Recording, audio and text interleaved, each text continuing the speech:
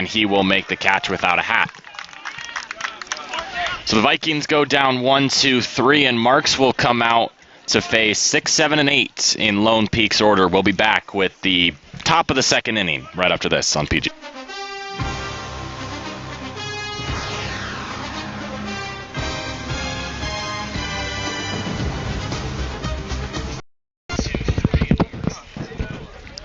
So after one, we're tied 0-0, taking out both of them, and then he caught a little bit of a control issue against Hodson and Johnson, walking both, and then he forced a pop out from Heaton that got him out of the inning. And then in the bottom of the first inning, R.J. Wilson for the Vikings grounded out to the second baseman. Riker Scow struck out after a tough at-bat, and Wolfgram flew out to the center fielder. So now Lone Peak gets to come up. Bateman's going to lead off the inning. He had a huge game on Tuesday. We'll have his stats for you in a second. And then Roberts will come up behind him. And then it'll be the second baseman, Passy, will come up after that, I believe. So on Tuesday against Pleasant Grove, Bateman went 3 for 4 with 2 home runs, 4 RBIs, 2 runs, and a single. He has also reached on an error and struck out in his 5 plate appearances. So he comes up looking to follow up a big inning, and it will not be Passy that comes up after Roberts. It will be Maddox Carter, the catcher.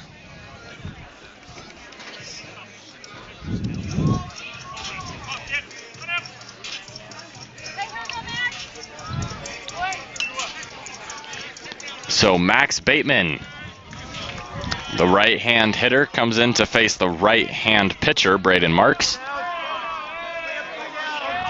with a 0-0 score here.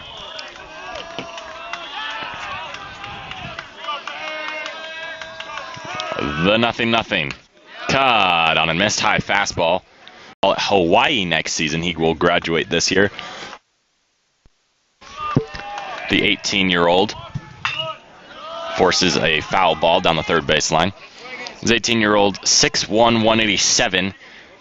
His top velo on his fastball, at least recorded by Perfect Game, is 91 miles an hour. He hit that last year in February at a showcase, and he's no doubt improved since then. So Mark's looking, he is the Vikings ace as the 0-2. Cut on miss, strike 3, his 3rd strikeout of the game. Just how he opened up the last inning, he opens up this one. He played great 2 weeks ago against American Fork at the game at AF. It was the only one they won in the series.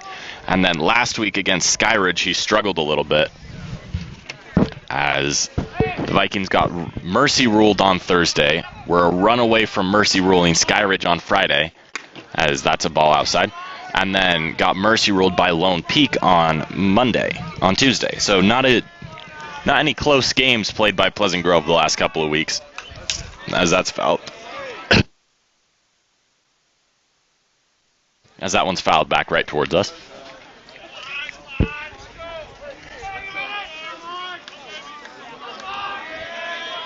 And 1-1, cut on a miss, 1-2. As Roberts gets in a hole early.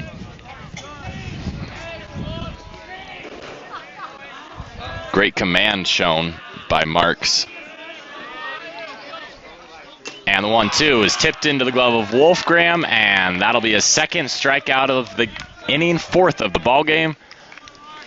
And Marks starts out the second just how he started out the first, with back-to-back Ks.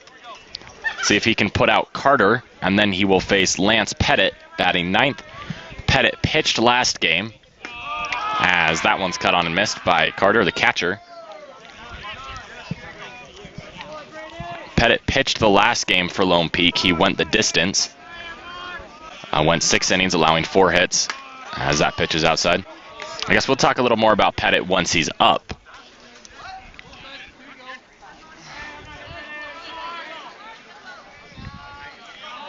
And the 1-1.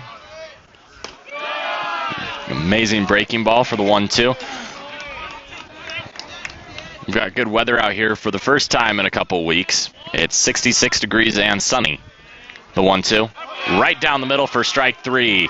So Mark strikes out the side, down 1-2-3. He'll face Pettit, McChesney, and Kathy in the top of the third. But first, the Vikings, 4, 5, and 6, get to bat in the bottom of the second. We'll be back on PGSN right after the...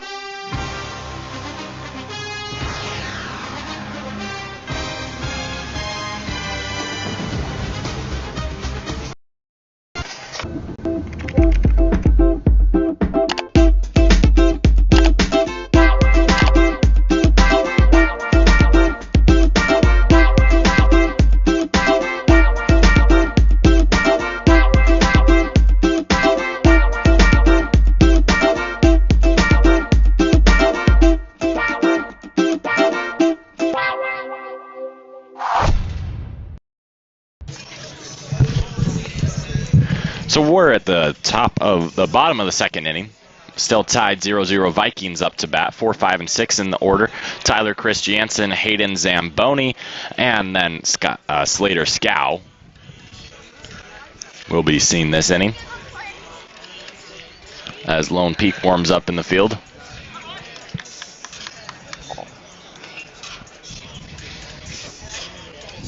For Lone Peak, going from third to first in the infield, it's Hodson, Kathy, Pettit, and then Bateman. Going from left to right in the outfield, it's Heaton, McChesney, and Johnson. The catcher is Carter, and pitching is Clark.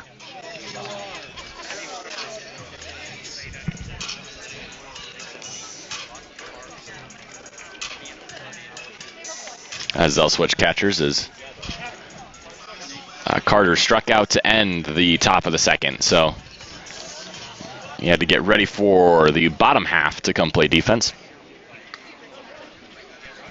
He's made some exceptional defensive plays in the first inning that really, none of them were impactful since Pleasant Grove didn't get a runner on, but it just went to show just how good of a catcher he is. And just the way he goes about.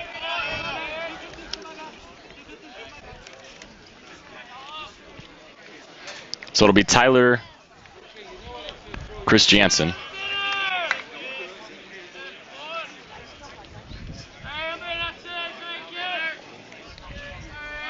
The center fielder. He takes strike 1. Good breaking ball. Looked like a little bit of a changeup, with good drop and horizontal movement.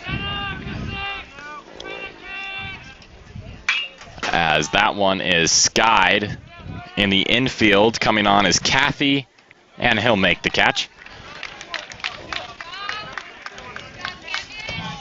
So that brings up Hayden Zamboni, the first baseman for Pleasant Grove. He went 1 for 2 with a single, a walk, and an RBI on Tuesday against Lone Peak.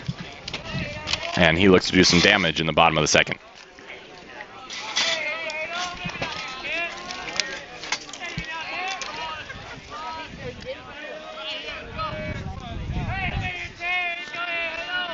Right-hand hitter takes ball 1. Looked like that changeup on the outside.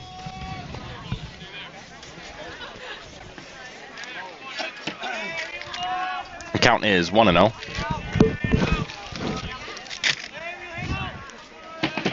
And Clark, as Zamboni fouls that one off his leg. Hope he's okay. It was a pitch that moved in on him. He fouled it straight into his leg. And he's limping a little bit.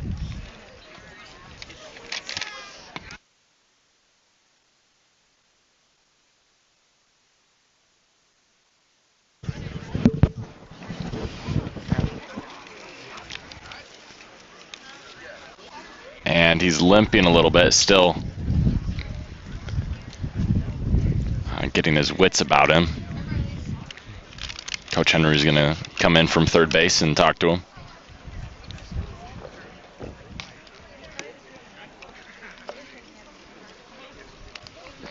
Looks like he's going to stay in the game.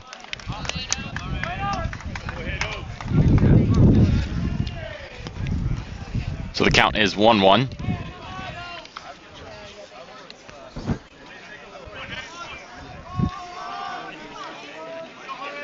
And he digs in. Hayden Zamboni digs in to get the 1-1 from Clark. Looks like they're going to go inside, and they do. They hit him. That's got to be frustrating for Hayden.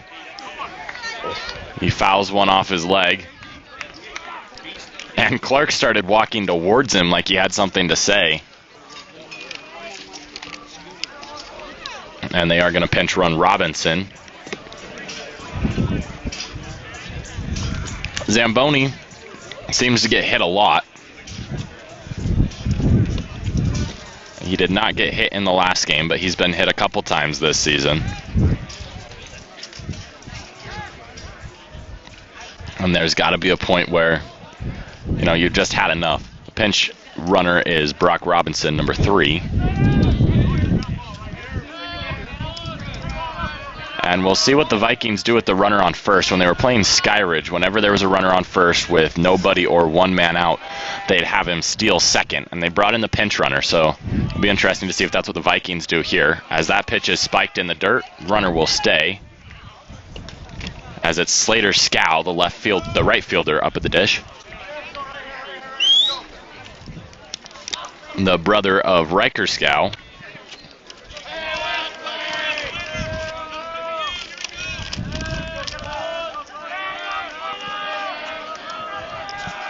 And he will be followed by the DH, Brad Farr.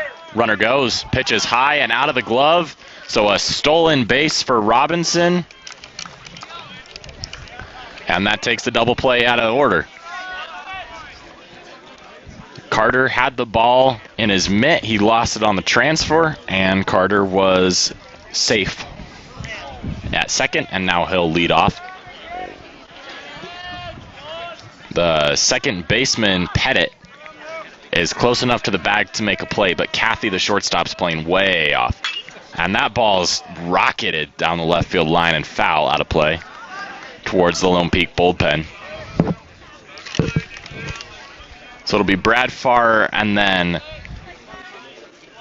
for the Vikings, Gabriel McCoy.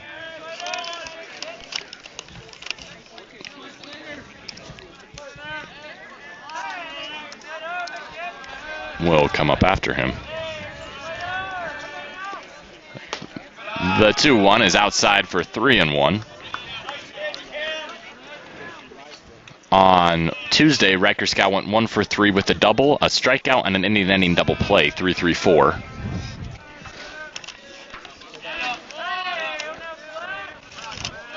And he'll take the 3-1 outside, so he works a walk. And now it will brings up Brad Farr for Pleasant Grove. With runners on first and second, one man out, Gabe McCoy is on deck, and Baxter is in the hole.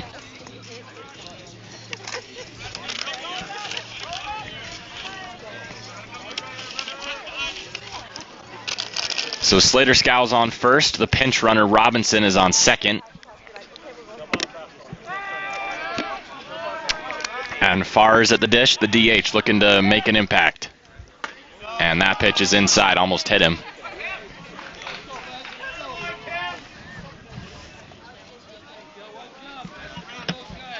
So a 1-0 count. Incoming for Farr, who went 0 for 1 with a walk. Only had 2 plate appearances last game. And the 1-0 is just in for a strike, 1-1.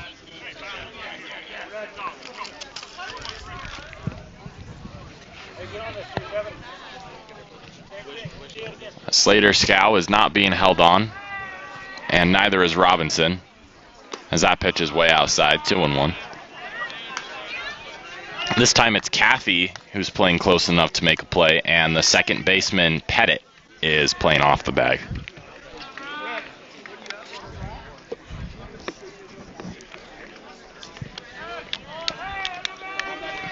The first baseman for Lone Peak Bateman is on the grass as that breaking ball is dropped in for a strike, 2-2. And then the third baseman, Hodson, is about 3 steps off the grass. And Carter's going to go talk to Clark.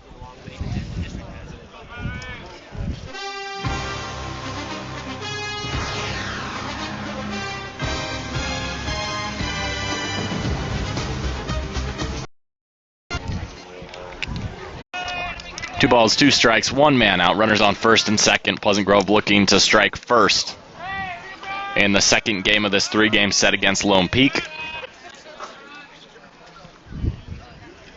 And Farr will step out.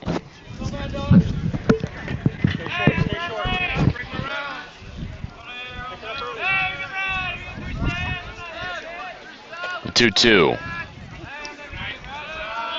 for Farr is skied foul behind the Viking dugout.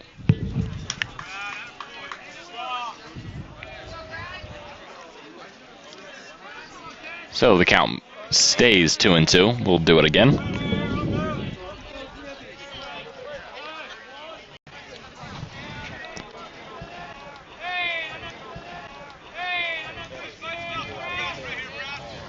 Pleasant Grove will be back in action tomorrow against Lone Peak. At Lone Peak. And if you don't want to travel, tune into PGSN at 3:30 as that pitch is fouled down the third base line. Tune into PGSN at 3:30. We'll have coverage for you as Pleasant Grove hopes it'll be a rubber match. Lone Peak hopes they'll be going for the sweep. All depends on what happens today. Weather's looking good. If you do decide to go to the game, you'll be looking at low to middle 60s with sun. But first, the Vikings are hoping that they can put a couple runs on the board. The 2-2. In there for strike 3. That brings up McCoy with runners on first and second with 2 outs. That pitch, and it was just in the zone.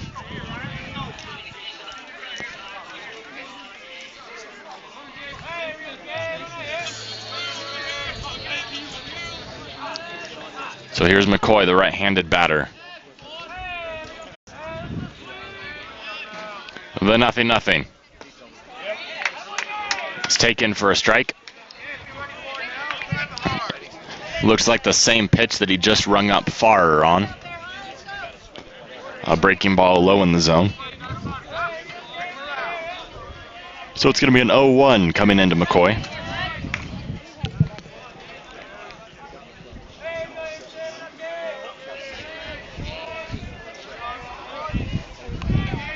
Deal 1 with 2 outs. Is low and outside. 1-1.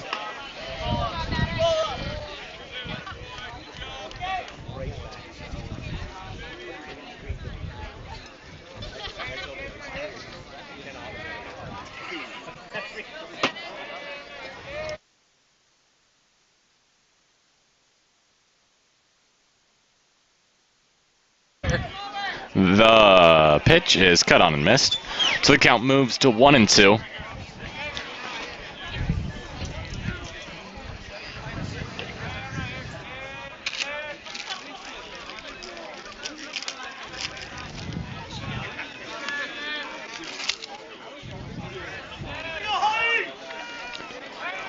As Clark stares in with the 1-2 incoming.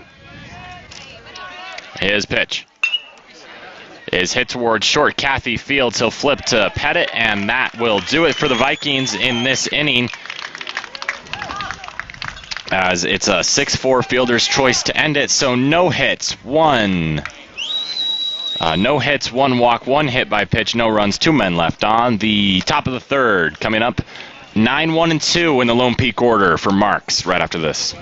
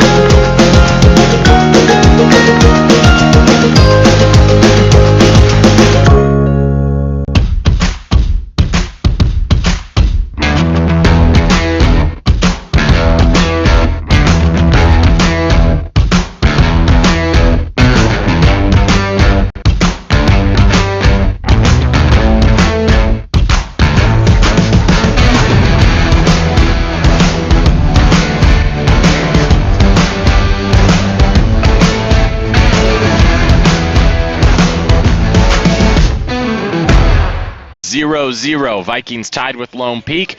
And we have the Vikings defense going from first to third in the infield. It's Zamboni, Baxter, Scow, and Wilson. Going from left to right in the outfield, it's Chris Jansen, McCoy, and Scow. Catching is Wolfgram, and pitching through 2 good innings so far is Braden Marks. He has no hits, 2 walks, no runs, and 2 men left on base with 5 strikeouts. He'll face Lance Pettit, McChesney, and Cathy for Lone Peak in this 3rd inning.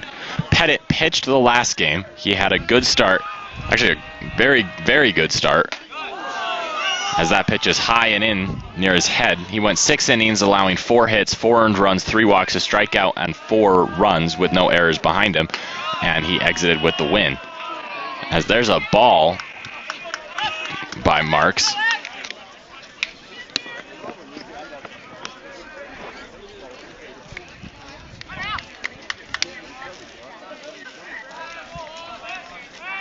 The 2-0. Caught on, tipped into the glove of Wolfgram.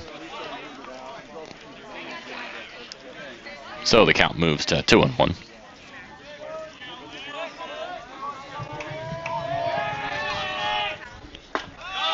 And that is inside, 3-1. Pettit at the dish went 2 for 3 with 2 singles and a walk, and was caught stealing in the 6th. And that pitch is high and outside. He draws another walk. And that brings up McChesney for Lone Peak.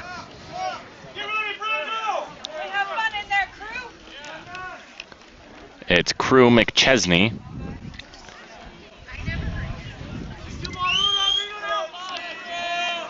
Who's playing in center.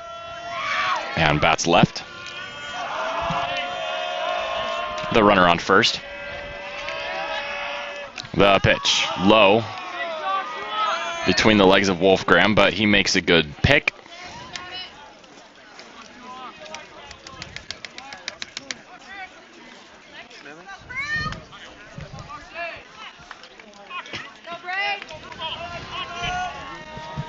McChesney struck out in the 1st inning.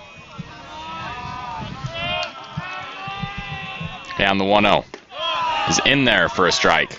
Good breaking ball by Marks. Gets him back in the count, 1-1.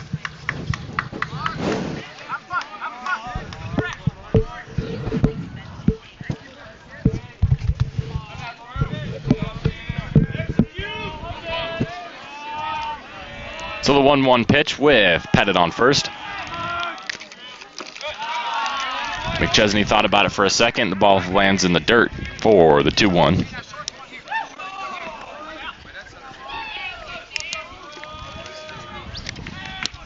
We'll see if Lone Peak elects to steal with a runner on first, nobody out. Trying to stay away from that double play. The 2-1. It caught on miss, 2-2. A healthy hack by McChesney.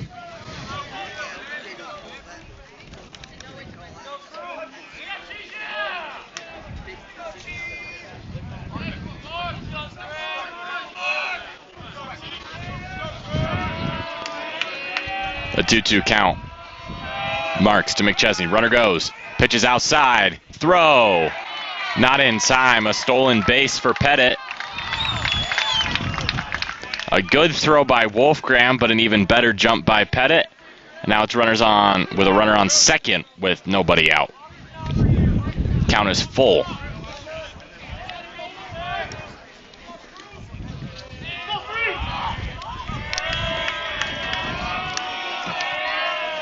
Scow's close enough to make a play on second. He'll back off. The full count.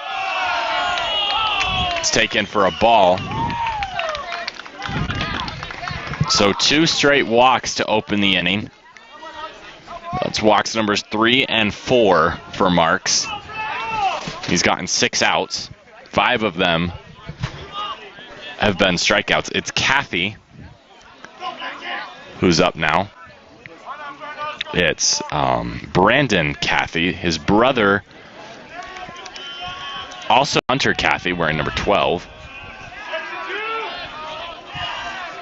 And they both played in Tuesday's game. The pitch shows bunt and fouls it back. So that'll bring the corners in for Pleasant Grove. On Tuesday, Kathy went 1 for 4 with a single and an RBI.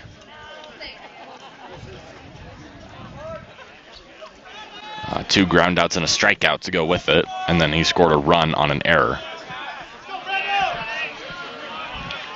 Now he's looking to do some damage with runners on first and second, nobody out. Shows bunt again, takes it for a strike, so an 0-2. And they check on the runner at second, he's caught in a rundown. And Scow will tag him out. The runner from first advances to second, but they catch Pettit sleeping and get a huge out for Marks. A great play by Wolfgram, and an even better play by Scow on the rundown.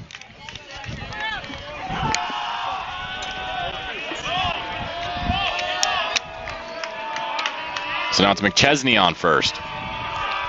The 0-1. 0-2, excuse me. Is a ball, so 1-1.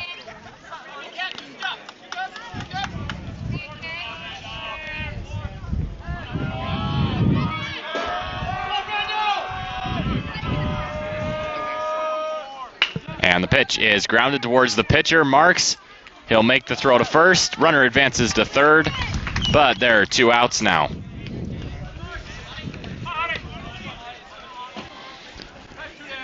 So Kathy with the 1-3 ground out.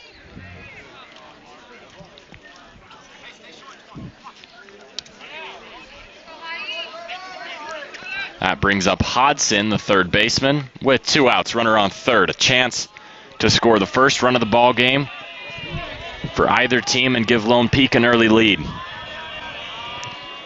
The pitch is in there for a strike.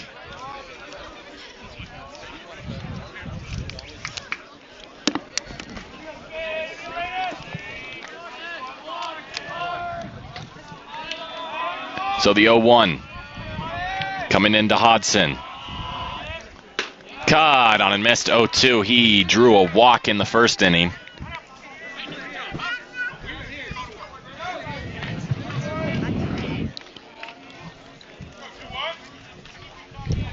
And then on Tuesday, he went 3 for 3 with 3 singles and 2 hit by pitches. So definitely not an easy out. He hasn't gotten out this series. And he calls time.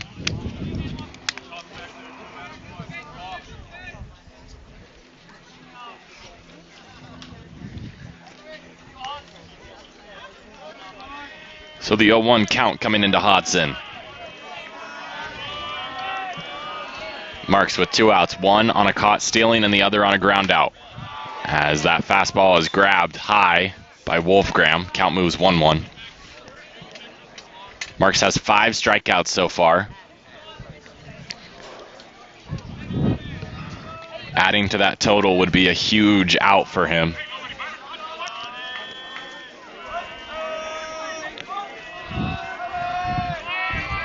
And his 1-1. Drops in there for strike 3. So Marks works himself in and out of trouble with a little help from Wolfgram and Pettit getting lost on the base paths. Vikings will bring up 9-1-2. We'll be back.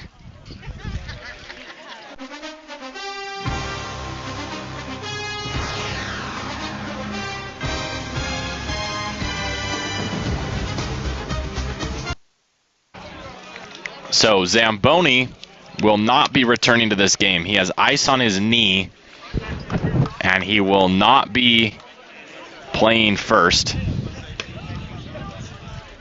He just went and talked to the umpire, and he's limping. It's on his left knee. It's the one he fouled the ball off of.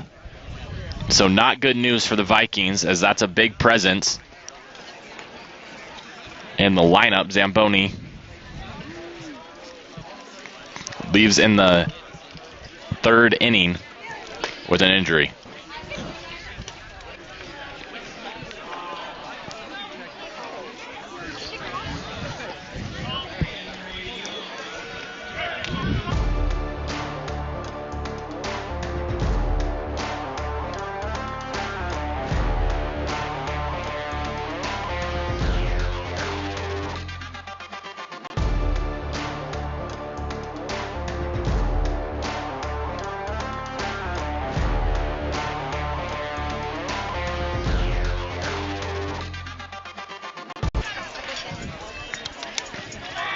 So Jacob Baxter, Riker Scow, Jacob Baxter, R.J. Wilson, and Riker Scow will come up this inning for Pleasant Grove.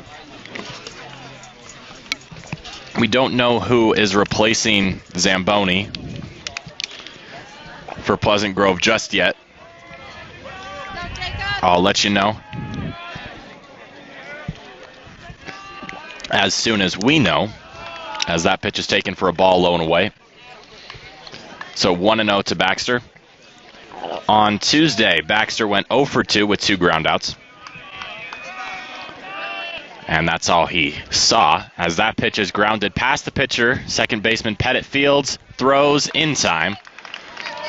So a 4-3 ground out, as Pettit flips to Bateman, and that will turn over the Viking order. R.J. Wilson, who grounded out to the second baseman his first time up, the lefty.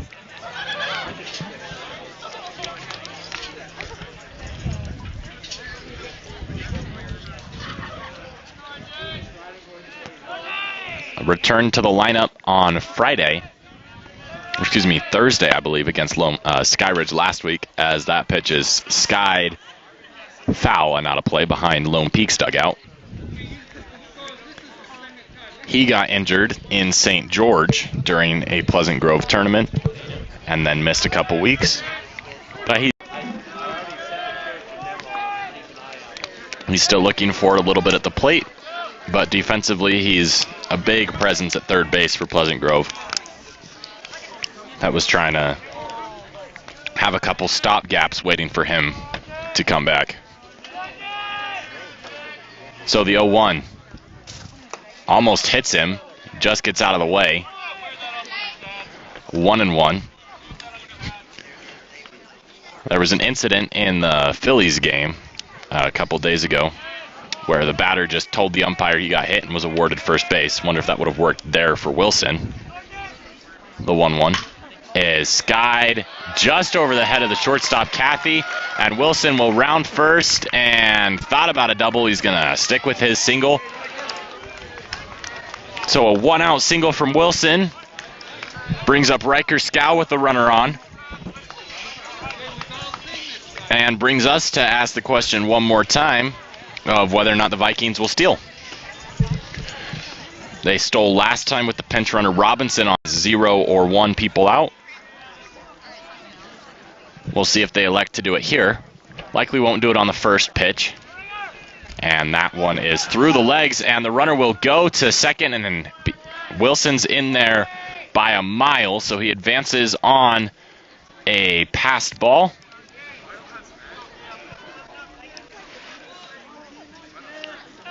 And so the double play is no longer in order, or the conventional double play is no longer in order.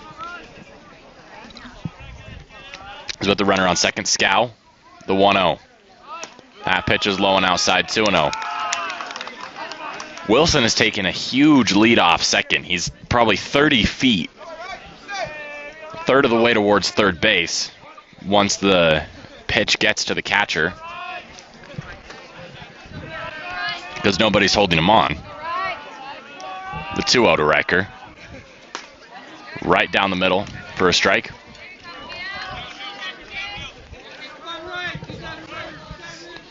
Clark hasn't shown a ton of command issues today. He's been hitting, or seemingly hitting, his spots a lot. He has issued a hit by pitch and 1 walk, as that pitch just clips the strike zone to move it to 2-2. Viking dugout does not like that. But besides the hit by pitch on Zamboni and the walk to Slater Scow, he's been pretty on point. As Scow hits that one in between second and third, Wilson will stay at third, as Scow gets a single through the shortstop third base hole. And that brings up the catcher, Wolfgram, who I believe is the only Viking with walk-up music. And he has a pre-at-bat ritual every time he hits, where he, I believe, draws something in the dirt. And at least it worked last game, as Wolfgram went 1 for 3 with a home run, an RBI, and a run. He also reached on a fielder's choice. And now We're back to asking the question of if the Vikings will steal with Riker Scow on first. Nobody's covering second or standing on second. They're definitely close enough to make a play if Riker runs, and he will run on the first pitch as Tua pokes that one foul.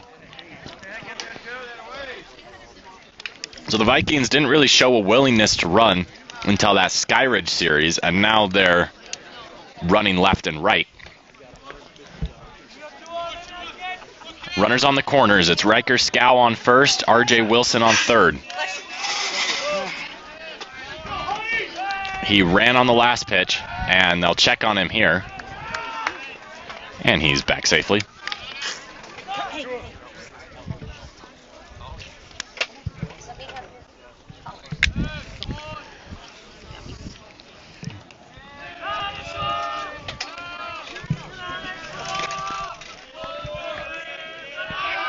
And they'll check on him one more time.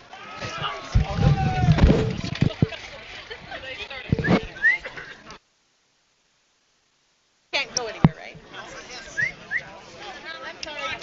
You're fine. I didn't grab it fast enough, and then it was out of my reach. And they'll check on Scow for a third time. They're scared of him running. Again, he showed a willingness on the first pitch. He started going, and then Wolfgram poked it foul.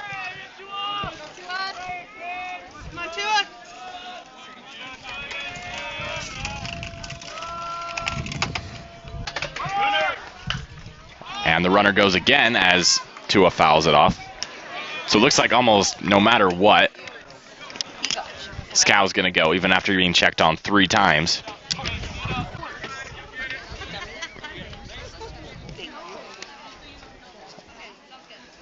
And he's going to go give some signs to the pitcher. Carter is. So runners on the corners, 0-2 count, 1 man out. Scow's likely going on the pitch. We'll see if they check on him again. Checked on him 3 times before throwing the last pitch. Chris Jansen's on deck. And the pitch. Scow doesn't go as that one's poked into left center field. Catch is made by McChesney, but it's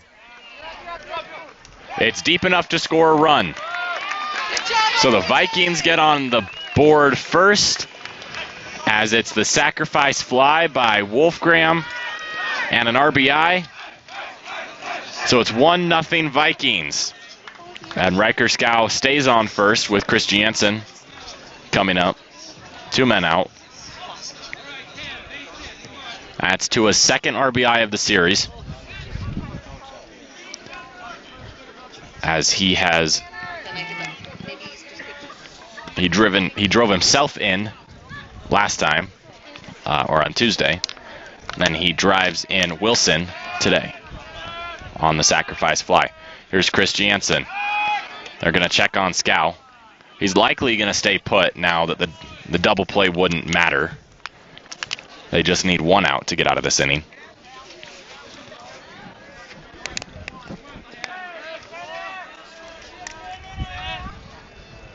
But it's the 0-0 to Chris Jansen with 2 outs.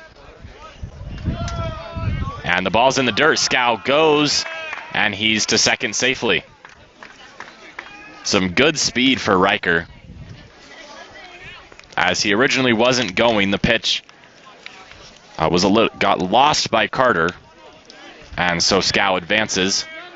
It's being scored a pass ball, so no stolen base to Scow. Here's Chris Jansen with the 1-0.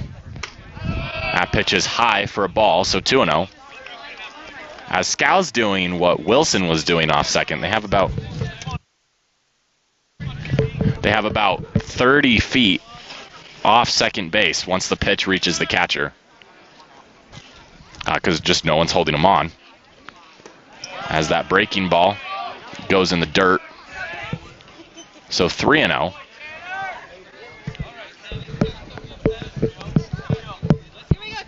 That was a well-thrown curveball, but just spit on by Chris Jansen. He'll likely take this pitch, but if he gets something, if he sees something he wants to hit and swing at, and he takes a strike towards the bottom of the zone. So that moves into 3-1.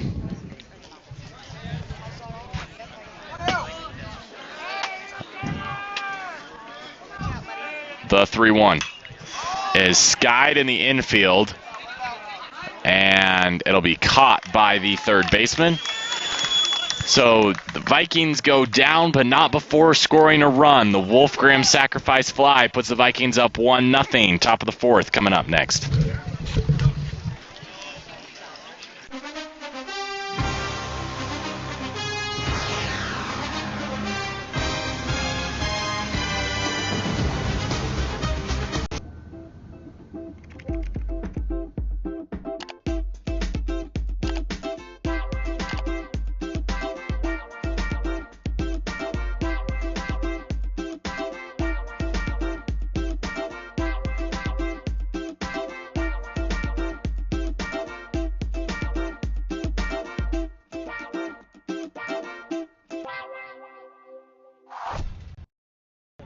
With the feeling! With the feeling! With the feeling! All day like, all night like, offense like, defense like, with a sound like, with a sound like, with a sound like. 3, 1, 2, 3, let's go!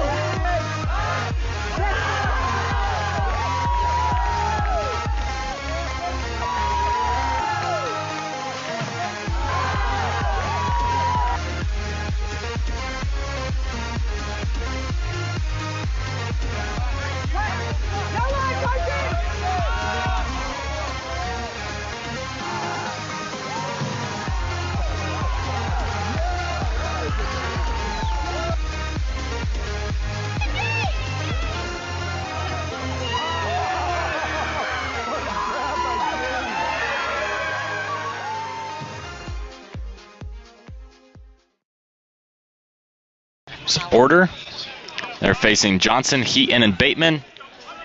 Vikings had 2 hits, no walks, 1 run, and 1 man left on in the bottom of the third inning. And they took a 1-0 lead. And now Johnson's going to try and take it back here. Mark's on the mound for his 4th inning of work. Great curveball there. Just an amazing pitch. Good 12-6 curve. The 0-1. That one's poked towards second base and caught by Baxter.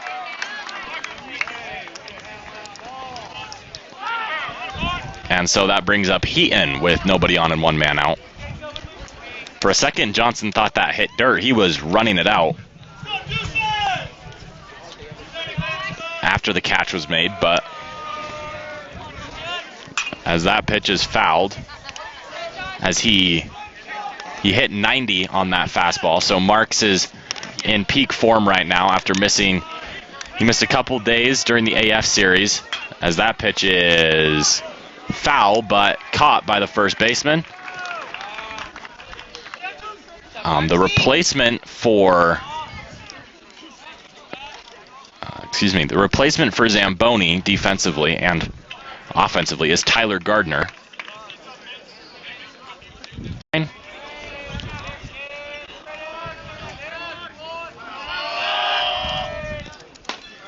As that pitch high and tight.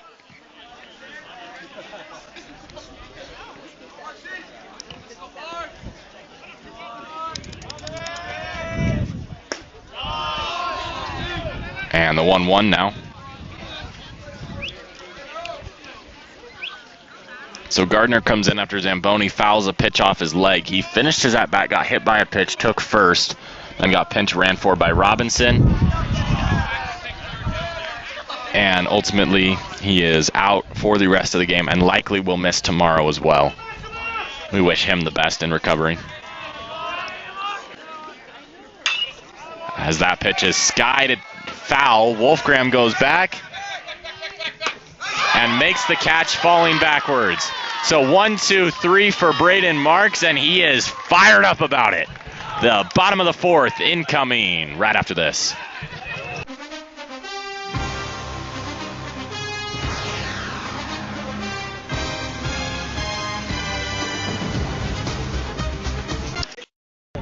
With the feeling!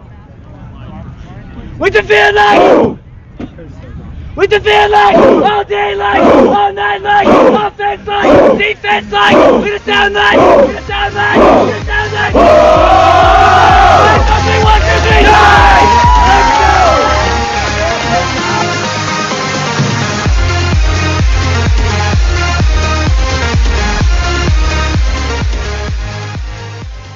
Football and a baseball.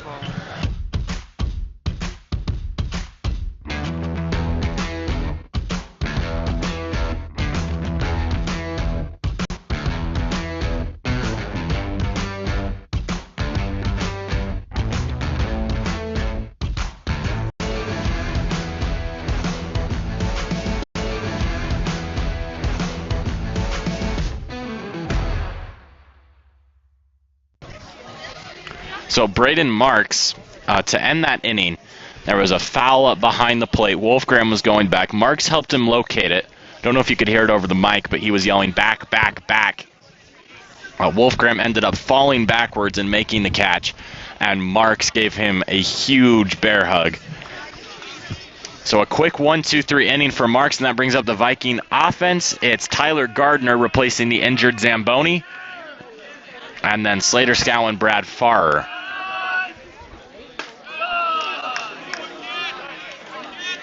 So 4, 5, and 6. Excuse me, 5, 6, and 7 in the Vikings order this inning. Here's Gardner with the 1-0 as he fouls that one back. And it's going to be the first baseman, Bateman, who makes the play. Just a couple feet in front of home plate.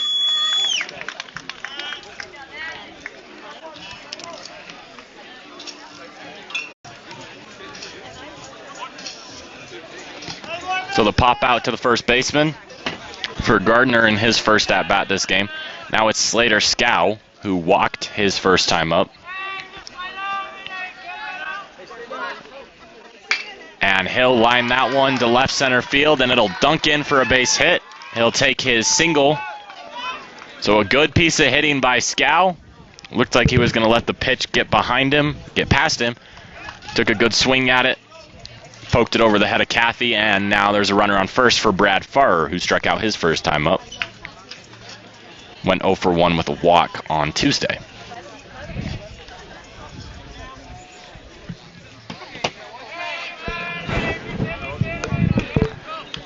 So Scow on first. We ask the base running question.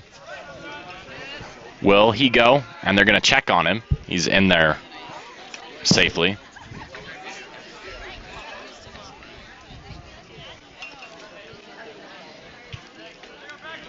So Farrer's up. It's a huge benefit. More worried about the guy on the bases than he is than you, as that pitch is low and in the dirt. It hit home plate as it was coming across. But yeah, it's a huge benefit for Farrer. If Clark is going to be more worried about Scow on first. The 1-0 is outside, brought in by the catcher for a strike, 1-1.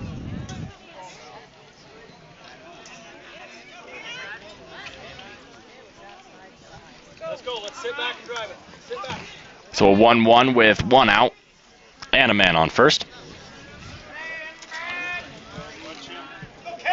It's far. Runner goes. It's hit towards third.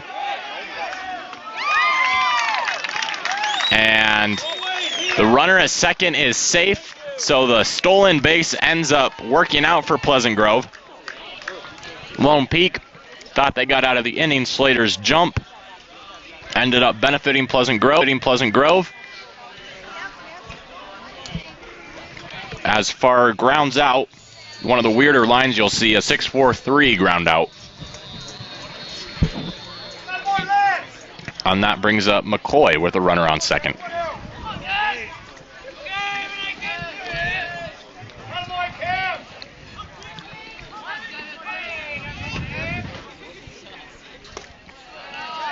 As that pitch is low and outside for a ball. Some people may ask why they would try and steal a base every time there's a runner on first with nobody out or one man out, and that's exactly why. Just a prime example. That would have been, Lone Peak would have gotten out of the inning. As there's a ball, another one, 2-0. Lone Peak would have gotten out of the inning. Marks went really quick on his 1-2-3. That's exactly what you want Clark to turn around and do to bring some momentum back to you. You're down 1-0. You've only got 3 more innings offensively to try and make up for it.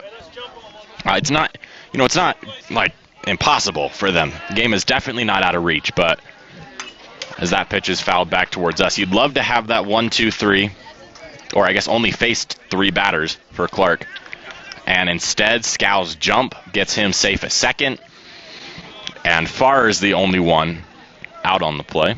And so now McCoy comes up with a chance with a runner in scoring position and a chance to knock in a run and widen the lead.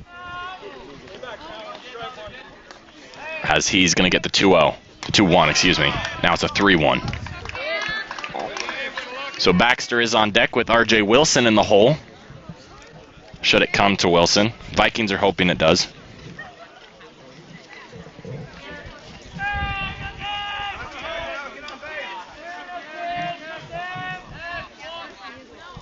And the 3-1 is inside, so McCoy works a walk, and now there's runners on first and second with 2 outs, and Baxter coming up. Lone Peaks doesn't have anyone in their bullpen, so they're going to be riding with Clark for the remainder of the 4th inning. Pleasant Grove obviously doesn't have anyone up either, with Marks looking sharp through 4.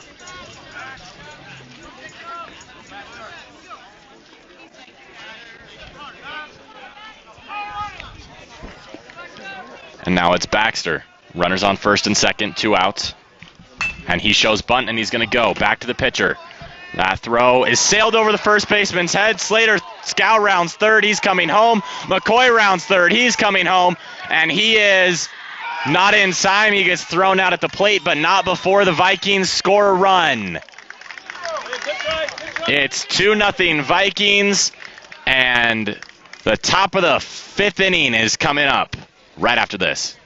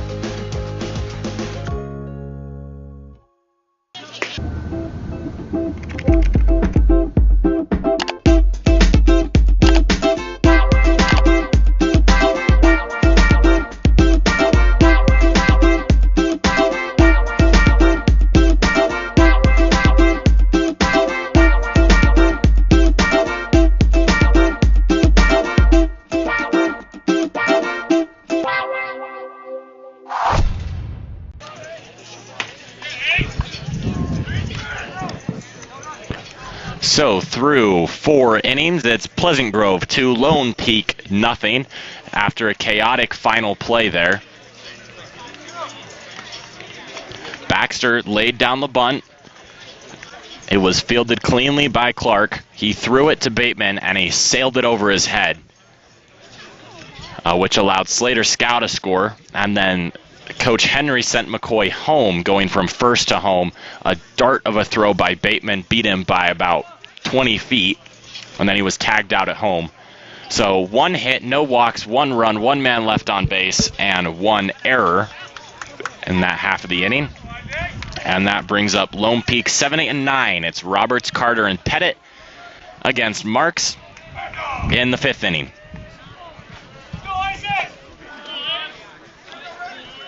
Isaac Roberts. Sounds like a Pleasant Grove basketball Frankenstein monster. Braun Roberts and Isaac Garrett.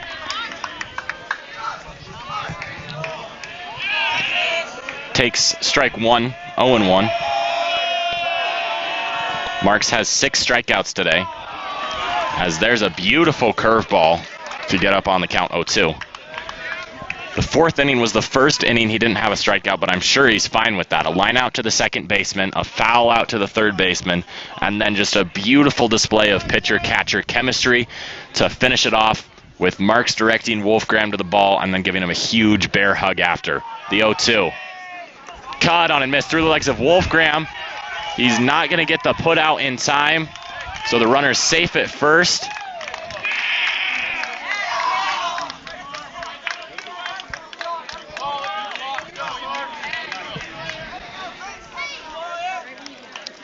As he reaches on a pass ball. So that brings up Carter. And now it's Lone Peaks in the position to try and steal second with nobody out. It worked out for Pleasant Grove in the top half of the inning. It ended up netting them a run, and there he shows bunt, pitches high, and the runner goes, and he'll be safe at second, which will probably take off the bunt for Carter. Or he could keep it on, you never know.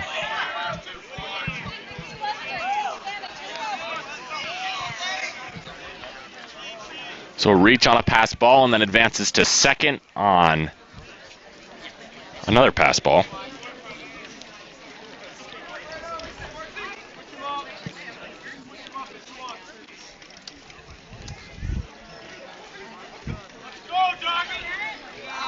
So Wolfgram went and talked to Marks, and he's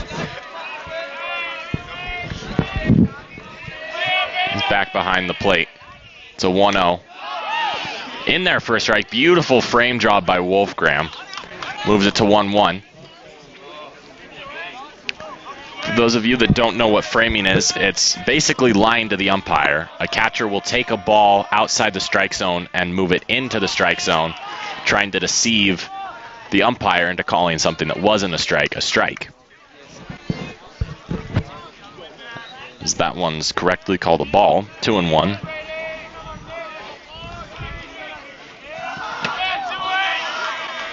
Runner on second. It's Baxter who's the closest to make a play, as that pitch is just high for a ball. So 2-1. It looked like a good pitch, as the 2-1. It's high and tight. I guess it was 3-1. I believe the umpire just showed 2-1. But the runner will take first on a walk. That brings up Pettit with runners on first and second, nobody out. But first, a mound visit for Pleasant Grove.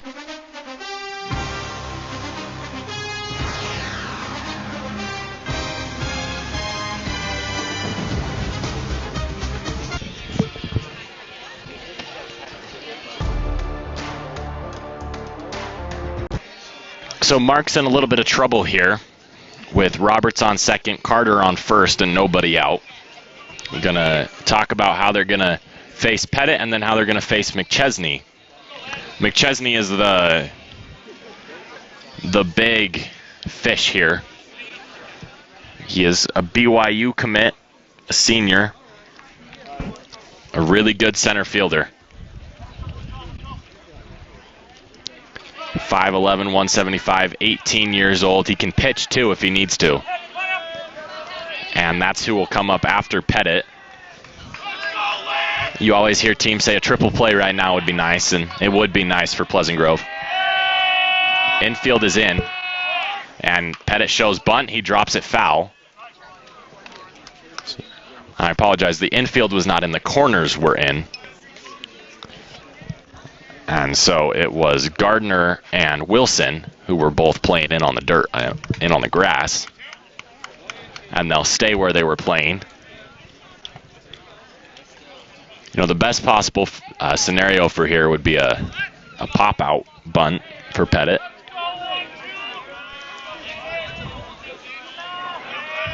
And the 0-1, he shows bunt. That pitch is high. Good snag by Wolfgram. He throws to second, though. And the runner from second was already moving towards third. So the ball popped right out of Wolfgram's mitt. He threw to second. And that moves Roberts to third. He reached on a pass ball. Just a ball that got past Wolfgram. And now he's on third with Carter on first. He just drew a walk. So Marks with the 0-2 count, nobody out.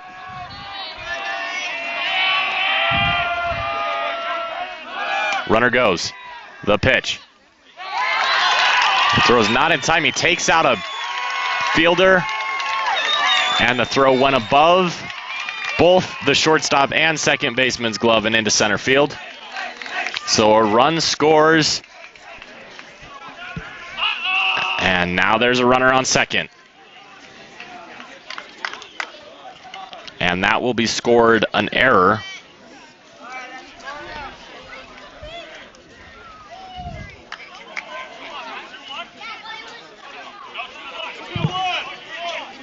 As now they're having a discussion about the count.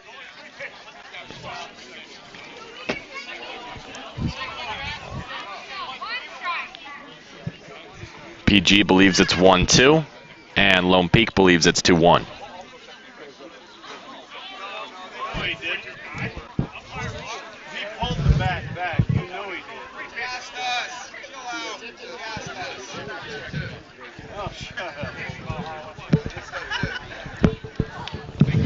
And they decide it is a 2-1 count. They talked to someone in one of the fans who was here, actually. 2-1 count.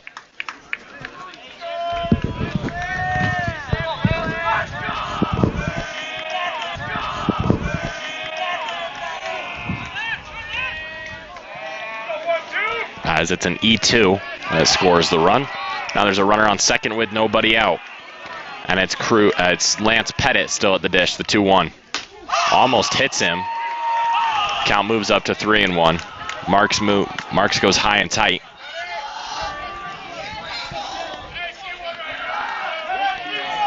There's some loud Lone Peak students, I'd guess. And that 3-1 is high, so he walks Pettit. And that brings up McChesney, as Mark seems to have lost a little bit of his control that he was the master of to open up the inning. To open up the game, excuse me. So now it's Crew McChesney.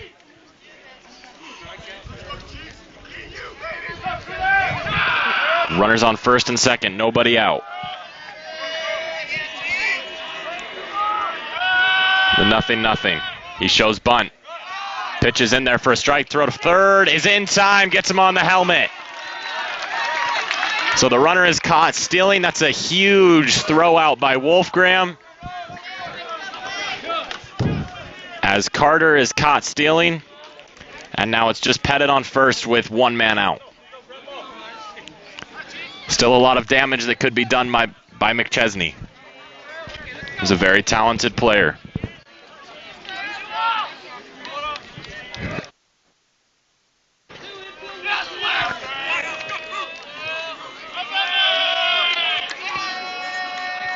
Runner on first is Pettit. They'll check on him. Ball gets past the first baseman, and he'll motor into second, and he's turning, going for three.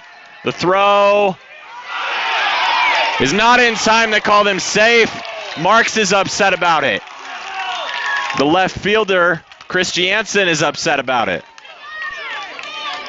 Wolfgram's upset about it. They're still talking to him about it.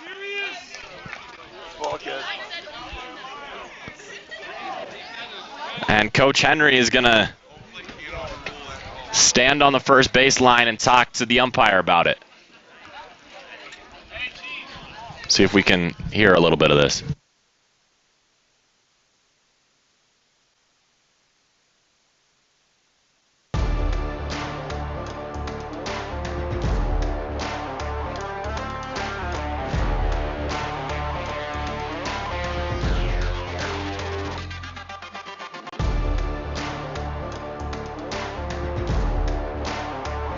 It.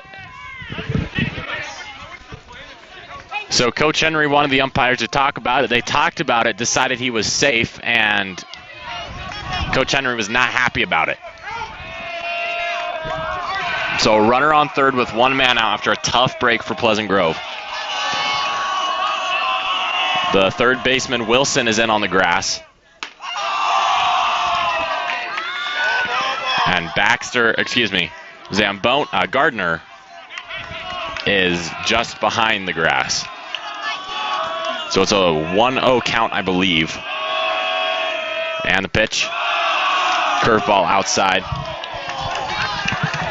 And that's called, actually it's called for a strike. Pleasant Grove's dugout's very happy about it. Lone Peak fans are not. He's been keeping his strike zone a little wide. That might have been on the edge of it, but that's not the most egregious call that he's seemingly made today. So a 2-1, signaled by the umpire. 3-1 now, changes it to.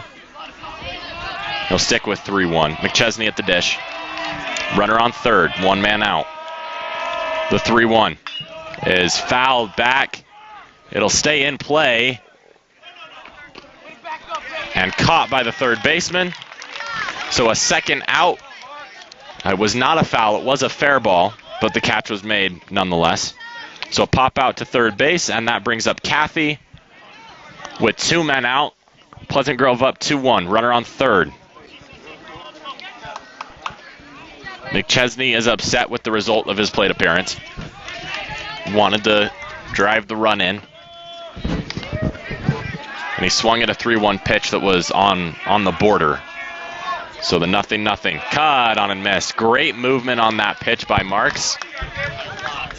As looks like he's gotten back the control that he had in the first 4 innings. The 0-1. Curveball drops in there for a strike, quickly up 0-2. He hasn't had a strikeout since the last out of the third inning. That's not normal for him. The 0-2 with 2 outs. Vikings up 1. Big at bat here. The pitch is hit towards right field. And the catch is made by Slater Scow. So Marks works himself seemingly in and out of trouble. Not before allowing a run after a couple controversial calls. Vikings turn in the 5th right after this.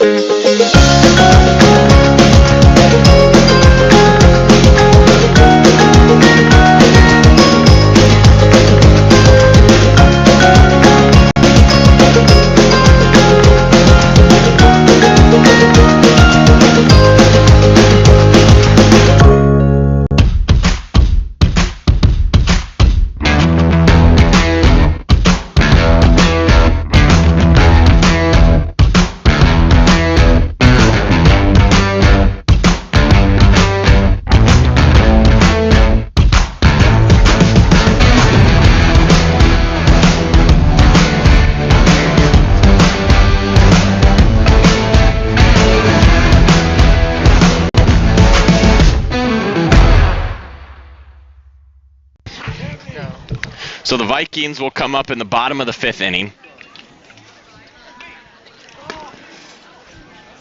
And unless I'm missing something, which I don't think I am, Braden Marks is working on a no-hitter. Means no earned runs, 6 walks, 6 strikeouts, 1 run, and 1 error. That run is unearned because he scored on a throwing error by Wolf. And like I said, I believe he is working on a no-hitter through 5 innings. There have been 7 base runners.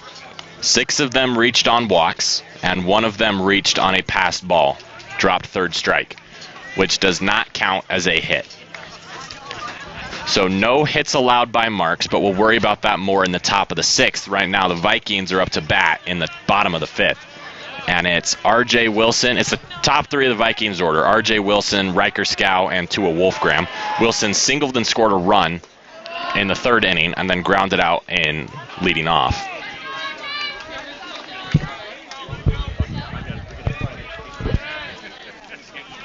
So the 1-0 now becomes a 2-0. As Lone Peak has replaced their pitcher, Trey Robinson is in now over Clark. We'll have his final line solidified in just a second.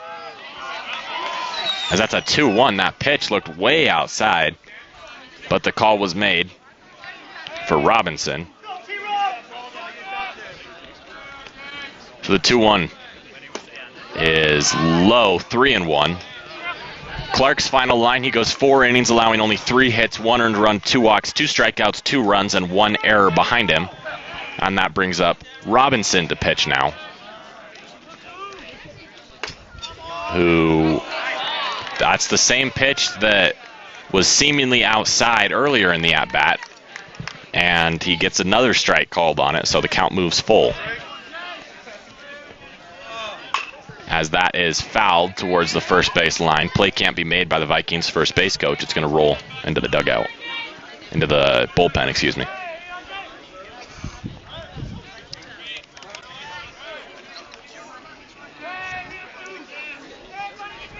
So the payoff pitch to Wilson is low. He walked him. So Wilson draws a walk to lead off the 5th inning. And that brings up Riker Scow with the runner on first. And they will pinch run Drake Terry for Wilson, number 13. For the Vikings. I hate to keep bringing this up, so I'm not going to say a ton about it, but will the Vikings run here? No.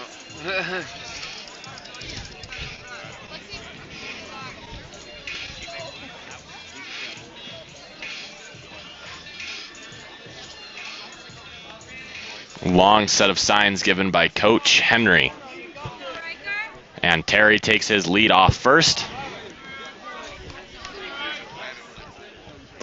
As that pitch drops in for a strike. Looked like a change-up slider. Maybe a sweeper, as it's being called now.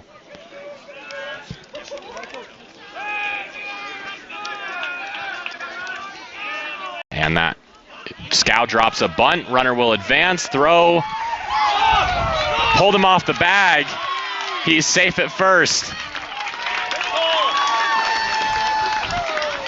So an infield single as they tried to go 5-3. Advances Wilson to second and brings up Wolfgram, whose pre-at-bat ritual was a little interrupted by the umpire. Trey Robinson is a junior, 6'1", 165, 17 years old. Nothing can be given about that. But it's Drake Terry on second, who's pinch running for Wilson, and Scow on first. Wolfgram at the dish, who hit a sacrifice fly that brought him. He also flew out to center field in the first. And the pitching coach for Lone Peak is going to go talk to his man.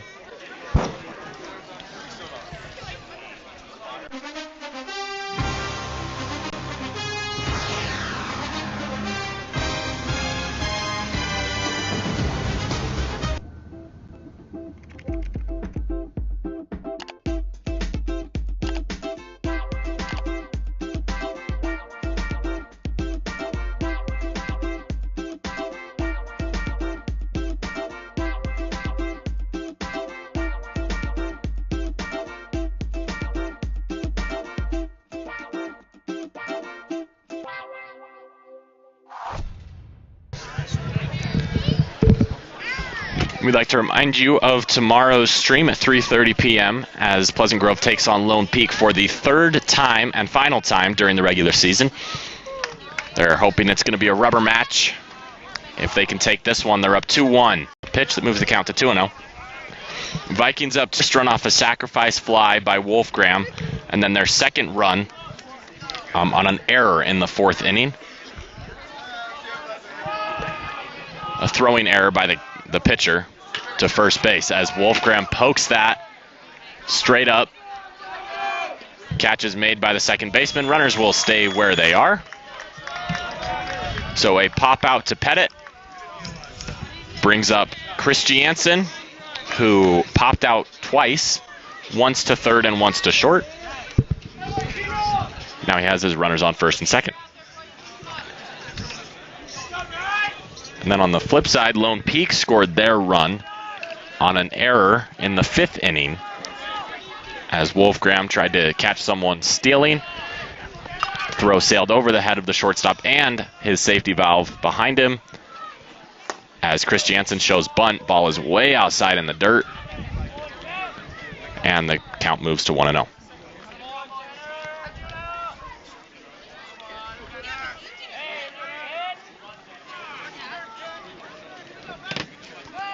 So Chris Jansen with the 1-0. He showed bunt. The corner infielders will stay where they are, except for Bateman's playing a little in. As that pitch gets past the catcher, runners will advance to second and third. And now the Vikings have 2 men in scoring position with 1 out. That likely pulls the bunt off for Chris Jansen.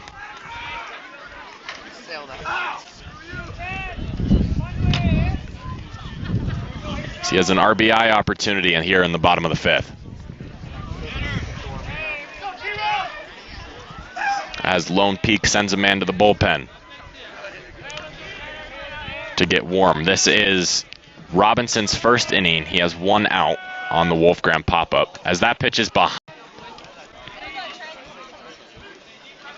Don't know if he was trying to hit his bat and draw a foul ball or if he lost control.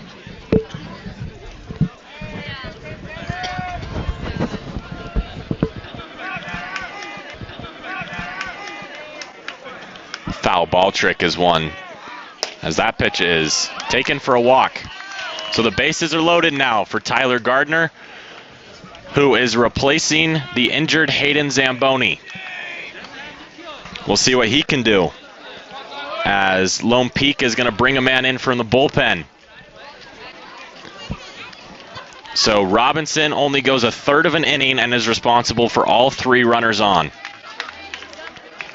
Allows 1 hit and 2 walks. We'll have his final stat line once this inning has rounded up, or once there are no runners on base. But the man Lone Peak elects to bring in is a sidearm hurler, Hunter Cathy, the brother of shortstop Brandon Cathy. So wearing number 11 on the mound now. We'll be back.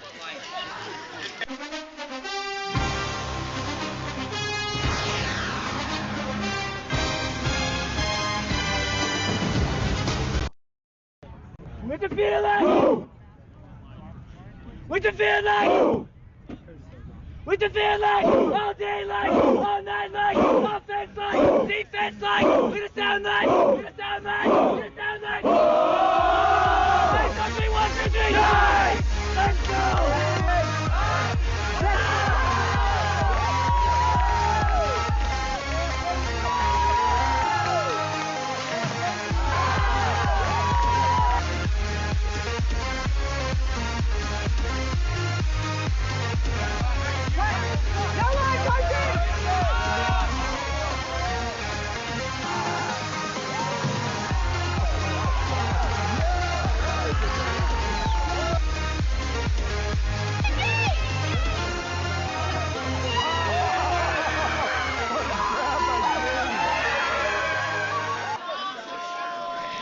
So Hunter Cathy, the senior, 6'1", 155, 18 years old, deals to Gardner. Outside for a ball. He throws sidearm. He bats righty, but he pitches lefty. So he pitches lefty. His arm comes basically straight out, as Gardner whiffs on that one, 1-1. When he was warming up, he threw mostly fastballs, and then his breaking ball mostly just dipped straight down, but not to the extent that a curveball would, more of like a forkball type pitch, as that pitch is inside 2-1. 1 man out, bases loaded. It's Wilson's pinch runner Terry on third, Riker Scow on second, and Chris Jansen on first. The lone out is Wolfgram's pop-up to second. As he hits that one to left field, and the catch is made. Runner goes. Throw is not in time. He's going to be safe, as the runners on first and second stay where they are. But the sacrifice fly brings in Terry.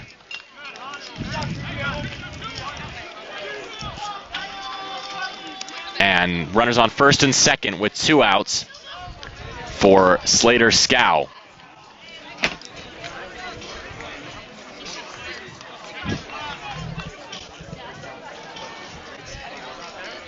Trying to see if they pinch ran someone. It looks like the Vikings have pinch ran, but I cannot tell who it is on first. Oh no, I am incorrect. It is still Chris Jansen on first. And Slater Scow at the dish, the right-hand hitting brother of Riker Scow, who is on second. Right-hand hitter, Slater. And the 0-1. There's Slater Scow.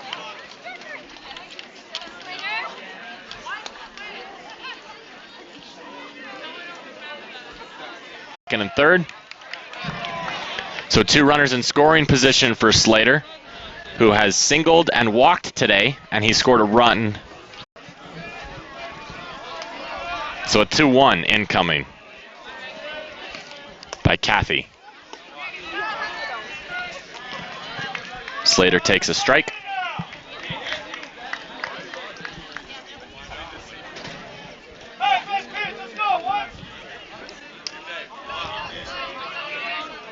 Scouts 2-2 is skied towards center for a run.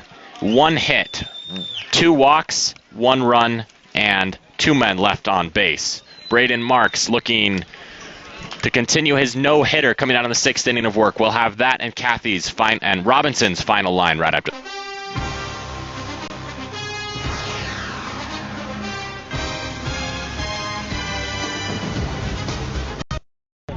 With the feeling! With the feeling! With the feeling! All day like, all night like, offense like, defense like, with the sound like, with the sound like, with the sound like. Something 1, 2, 3, let's go!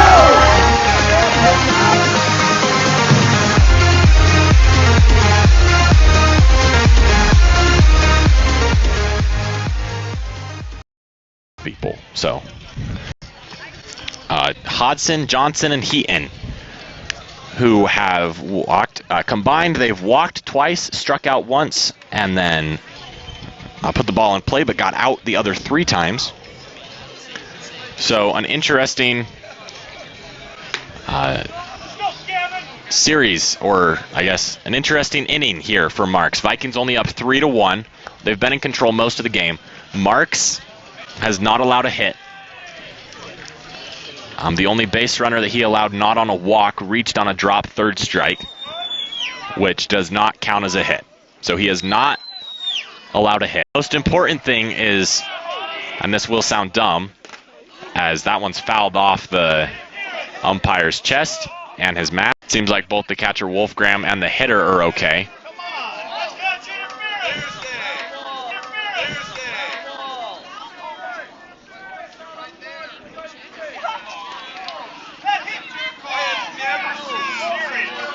As Lone Peak fans in their dugout want a catcher interference call. And that's what they're going to talk about here, Lone Peak's manager and coach.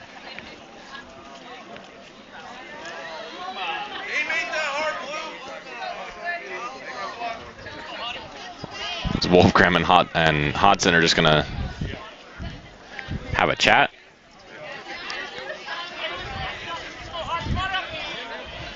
And it looks like, you know, catcher, hitter, and umpire are smiling.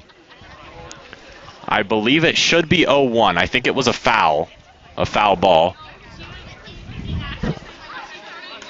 But the umpire pointed at first, and the first base umpire said no swing. I believe it is an 0-1 count. So the pitch is grounded towards third. It's going to be a tough play. The play is not made. And that is going to end the no-hitter for Marks, as it's an infield single to third. So a runner on first, nobody out. As that brings up Johnson. Interesting sequence there. But ultimately, Lone Peak ends up with a man on first on an infield single to third, ending the no-hitter. And I will take full blame because as it's 3-1 Vikings looking to take the second game of this three-game set. They lost the first one 14-4 on Tuesday by run rule. Marks is 1-0. Is high 2-0. Johnson's at the dish. He walked in the first and lined out in the fourth. He's looking for a big hit here. He'll be followed by Heaton and then the catcher Bateman. Excuse me, the first baseman Bateman. As that pitch is high and outside. So a quick 3-0 hole. Marks 3-0 hole. Marks digs himself in.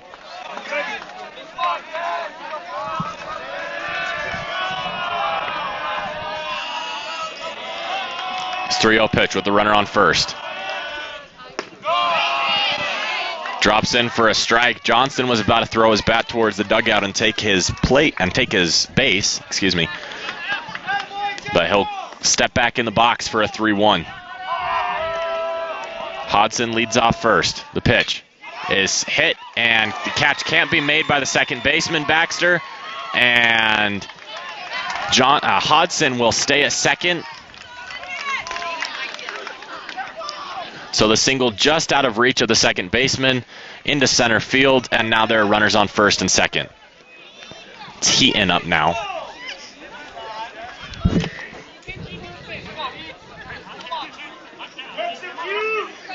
So runners on first and second, nobody out. Marks has gotten himself in a little bit of a pickle. He did the runners on first and second, nobody out. As he shows bunt, and it'll bounce foul. The ball bounces foul. Lone Peak is upset because they think Wilson touched the ball before it went foul. Which would, if he touches the ball before it goes foul, then the ball is fair. And the bases would be loaded. But it's a foul ball. And Wilson is going to stay a step off the grass. He looks very thankful that that ball went foul. Not in time. So the 0-1, I don't know if that pitch was called a strike or a ball. We'll wait for the umpires. It is an 0-2, so that pitch was called a strike. So an 0-2 count with runners on first and second, nobody out. It's Hodson on second, Johnson on first. The pitch. Cut on a miss, strike three. Big strikeout for Marks. His first since the final out of the third inning. And that brings up Bateman, who had a huge day on Tuesday. Bateman hit 2 home runs. Went 3 for 4 with 2 home runs, 4 RBIs, and 2 runs. As well as reaching on an error. Today, he's 0 for 2 with a flyout and a strikeout as he cuts and misses on that first pitch. Wolfgram, you have to commend him for the game he's called. He's done a great job behind the dish. And I will continue after this pitch. 0-1 is inside. 0-2. Lone Peak is not going to be happy about that one. And they are going to jaw at the home plate umpire. So the 0-2, it's Matt Bezant, as Lone Peak's head coach. As that ball is hit a mile, but foul. Gone on top of the school. But if it's to the right side of the yellow pole, then Marks doesn't care. So as I was saying about Wolfgram, he did make the throw into center that resulted in a run. It's the 0-2. Strike 3, dropped in perfectly. Marks with a perfect curveball, drops it the bottom of the zone, and strikes out Bateman. Wolfgram has called a perfect game. He shows it there on that 0-2. You speed him up twice with a fastball. Get him. He was late on that last fastball, so he's thinking early. He wants to get the bat on the ball, put it in play. You slow him down with a curveball. Doesn't even think about swinging. You drop it in for a strike. It's Roberts at the dish now. As that pitch is taken for a ball. So again, just an amazing game called by Wolfgram behind the dish. He hasn't been too shabby at the plate either with the RBI. 2 outs, 2 runners on. That pitch almost hits him. Count moves 2-0.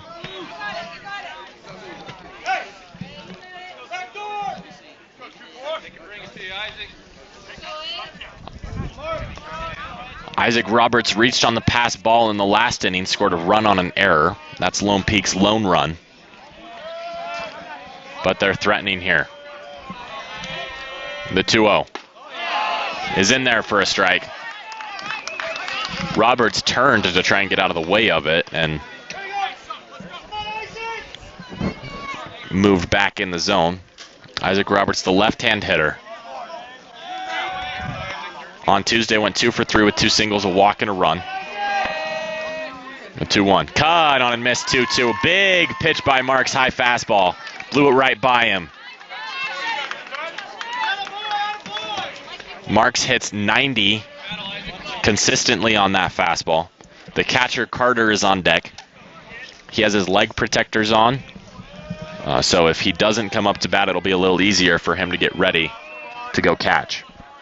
2 balls, 2 strikes, 2 outs. Vikings up by 2. Top of the 6th. Marks is 2-2. Caught on and missed, strike 3. Marks works himself in and out of trouble. Vikings up 3-1 with a chance to make the lead just a little bigger in the top of the 6th right after this.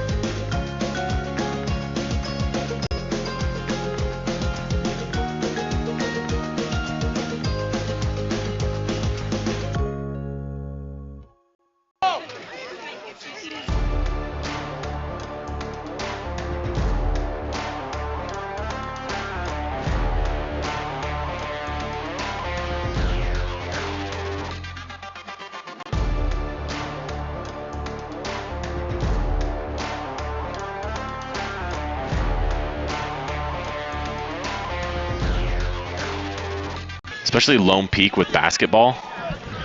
So the Vikings will come in bottom of the 6th inning. They're up 3-1. It's Brad Farr at the plate. So he takes a high fastball from Hunter Cathy. Cathy got the last 2 outs of the last inning. He came in, allowed a sacrifice fly to Gardner, and then forced Scow on a fly out to center. He came in with the bases loaded. So cut on and missed by Farr, moves it to 1-1. Stay inside, go top.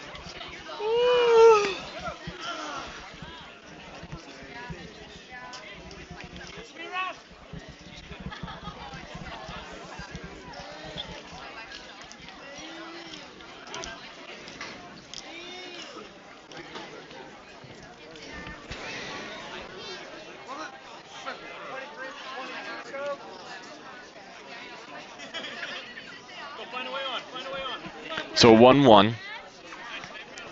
Farr's 0 for 2 today with a ground out and a strikeout. He leads off the bottom of the 6th inning.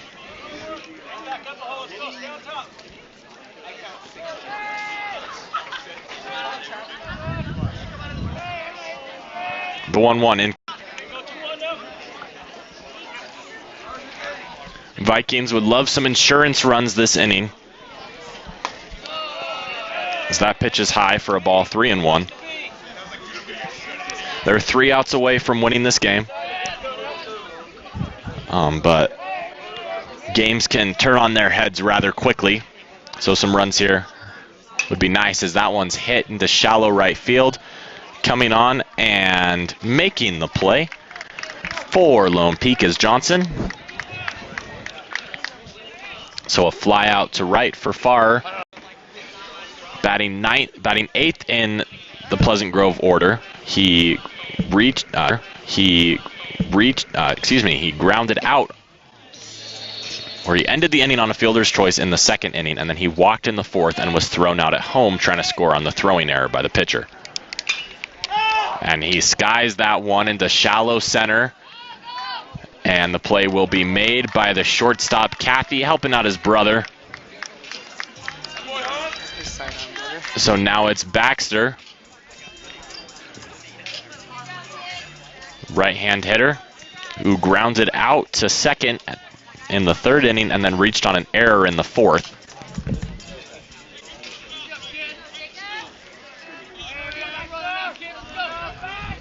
The 0-0. Drops in there for a strike. Good pitch by Kathy.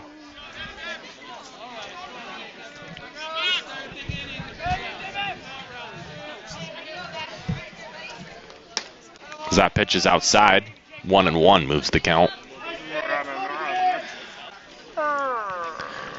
Baxter on Tuesday went 0 for 2 with 2 groundouts. And he'll receive the 1-1. For a strike, 1-2. Good pitch by Kathy.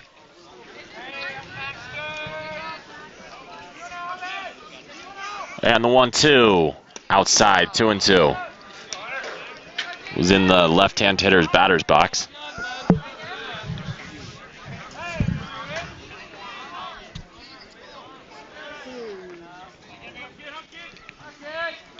So a 2-2 now. 2 balls, 2 strikes, 2 outs.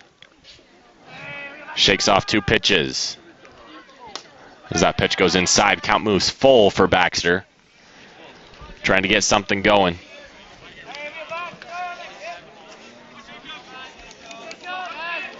Payoff pitch from Kathy is inside.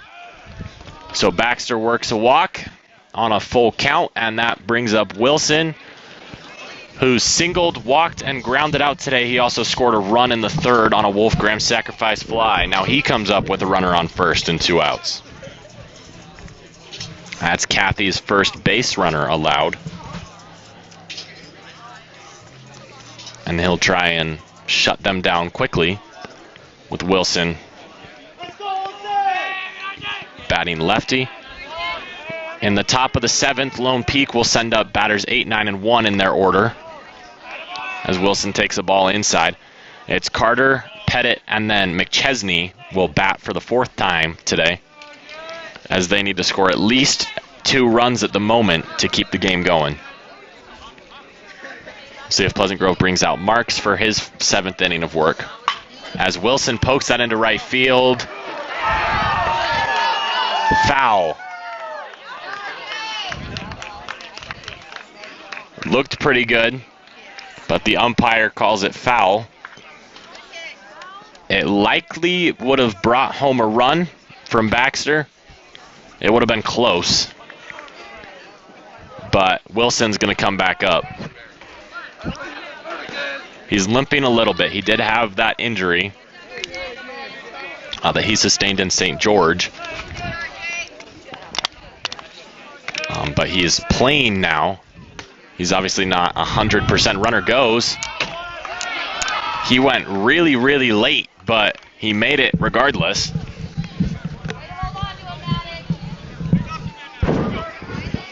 And so now it's a 1-2 count with 2 outs. Runner on second now is Baxter, as he steals a base. Wilson calls time.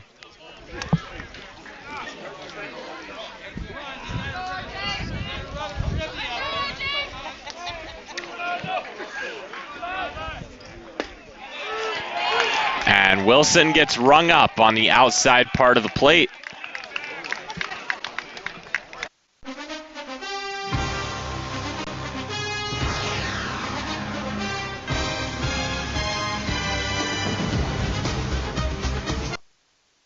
So the Vikings will send Braden Marks out for his 7th inning, but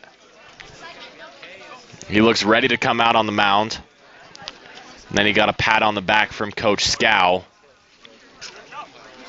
seemingly telling him good job. There's nobody on the mound yet, and it is Marks coming out for his 7th inning of work. So we'll have that for you right after this on PGSN.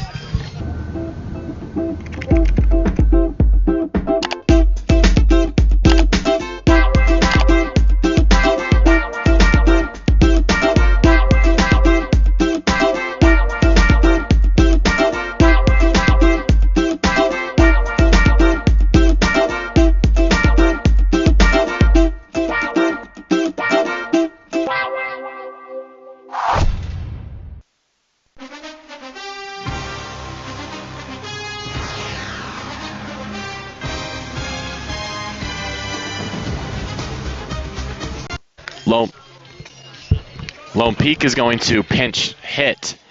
They're bringing in Alex Passy to hit for the catcher Carter. And so Passy will lead off instead of Carter, and then it'll be Pettit and McChesney as scheduled. Once again, that's number 1, Passy, who will be leading off this inning. Marks is out for his 7th inning of work. The Vikings had someone just barely come in from the bullpen if they're needed. I did not see quickly enough who it was. But they do have their options open if Mark struggles in this 7th. It's Passy, Pettit, and McChesney. Passy's up first as he shows bunt. Instead takes strike 1.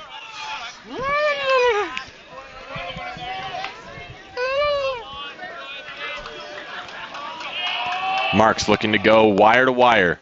Showing bunt again. Marks is going to field. Throw to first. In time. So the 1-3 ground out. And that brings up Pettit with 1 man out.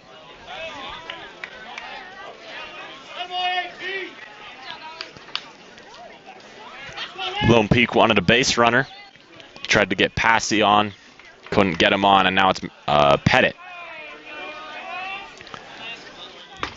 who takes a curveball that drops perfectly in for a strike.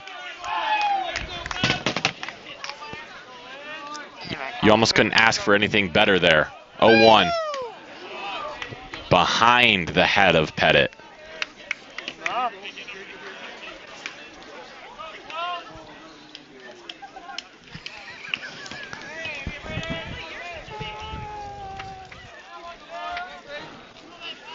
So now a 1-1. Vikings up 2. The pitch. Outside. Couldn't be brought in by Wolfgram, so a 2-1.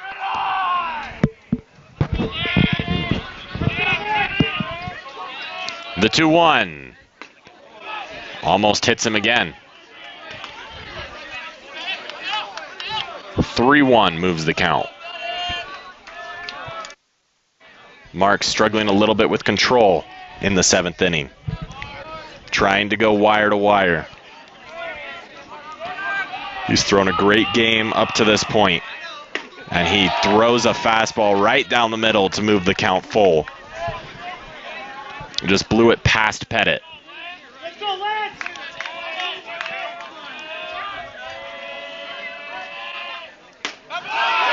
Did he go? No, he did not. So a walk is drawn. Coach Henry's not happy about the call. They appealed to first base. They said he was all good. And Henry's going to talk to the umpire. Takes his glasses off.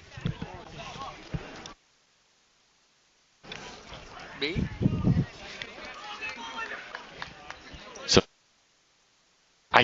So through 6 innings, Henry's done talking, and that brings up Crew McChesney. Marks is through a big 6.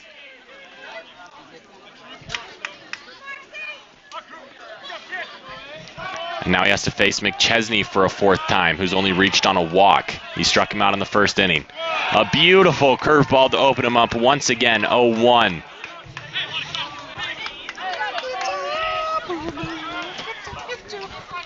Marks doesn't throw that curveball a ton, but when he does, it's a thing of beauty. That time it's outside. 1-1. He seems to rely on it more and more the later the game goes. Uses it more as a put-out pitch at the beginning of the game, and then he uses it as a get-ahead pitch, a get-me-over curveball, as they're called, as that fastball is fouled straight back.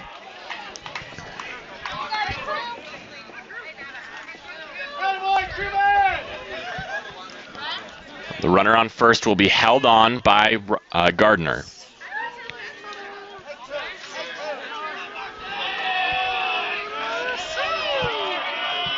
So a 1-2 to McChesney.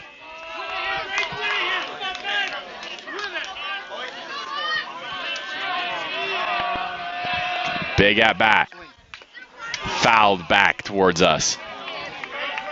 So the count will stay 1-2.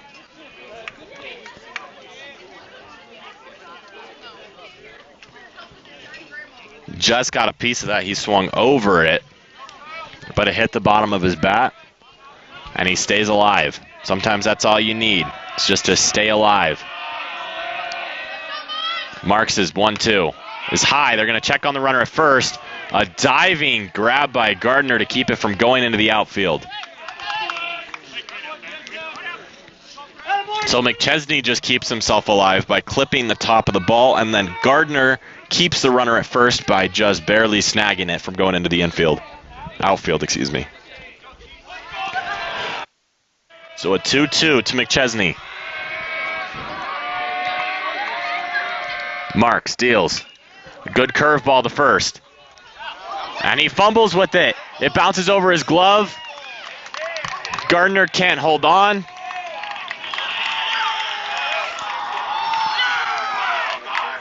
So it's an E3. So a couple bad breaks for Marks. He didn't get the call he wanted on a 3-2 check swing. And then an error defensively, the second of the ball game. Brings a man up with runners on first and second. It's Caffey, not the pitcher Caffey. The shortstop Caffey. Vikings have had 5 errors so far this series. 3 on Tuesday, 2 today. As Caffey hits that one foul down the first base line. He's 0 for 3 today with a ground out, fly out, and strikeout. He's looking for a clutch hit here. Caffey's not a guy you can keep quiet for too long. He went 1 for 4 with a single and an RBI on Tuesday. So that pitch is almost went through Wolfgram's legs, but he made a good stop with the glove.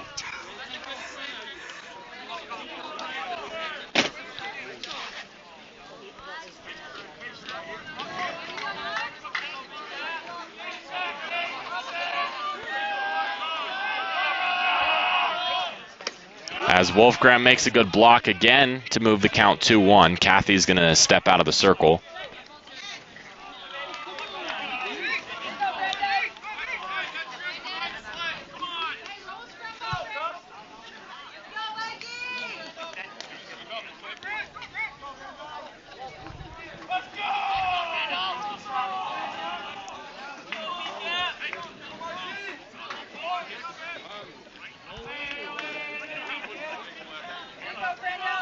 So a 2-1 incoming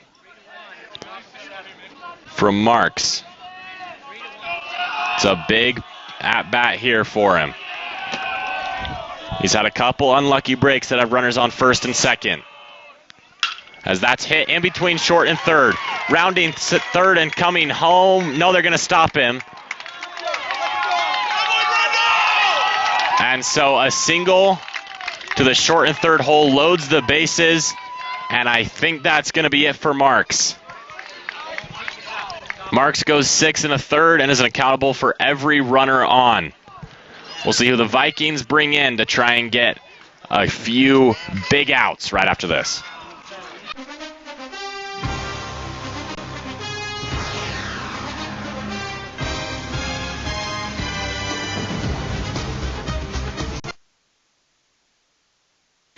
So Marks had a amazing first 5, and he's done after 6 1/3.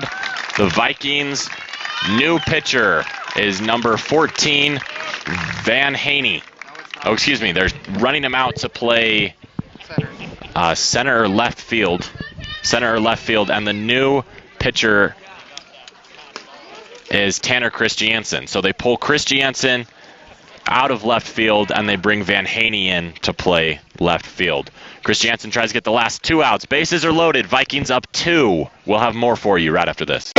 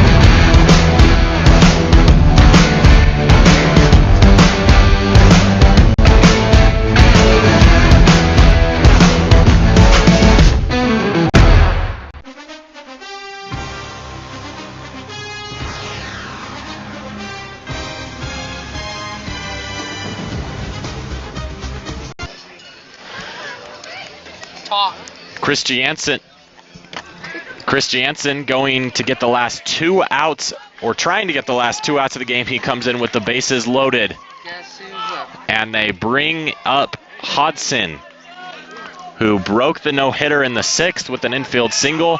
He struck out in the 3rd and walked in the 1st. And is now up in a big spot here. As is said, once you're at this point in a game, double play would be nice. Triple play would be nice. It's Christiansen on the bump. Marks' line will be final once all the runners on are accounted for. The 0-0 to Hodson with 1 man out. The pitch is outside. Good block by Wolfgram. Christiansen has a slower delivery. He might get a couple jeers from the Lone Peak side of the crowd as he's getting ready to deliver. Johnson will come up after. And the pitch. Cut on, fouled back right towards us. So the count moves 1-1.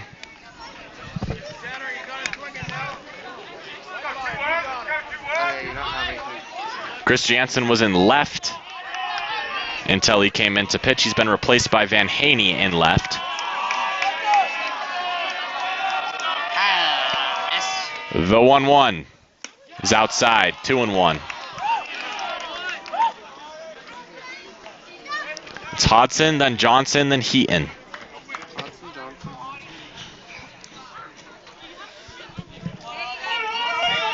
Of course, none of them have faced Christiansen yet today. The 2-1 with the bases loaded. Cut on, fouled back. So the count moves 2-2. Farrer and Johnson had a standoff. The ball was fouled towards the Viking dugout, but Hodson was halfway there before anybody came out of PG's dugout to get it. So they had a little bit of a standoff. Some laughter, trying to figure out who's going to go grab that ball. So Hodson, the righty, 2-2. It's high and tight. Count moves full. Big pitch incoming from Chris Jansen. I think that was a great call from Wolfgram behind the dish, if it was called. Calling the pitch high and tight, move him off the plate. Might slow him down with an off speed here.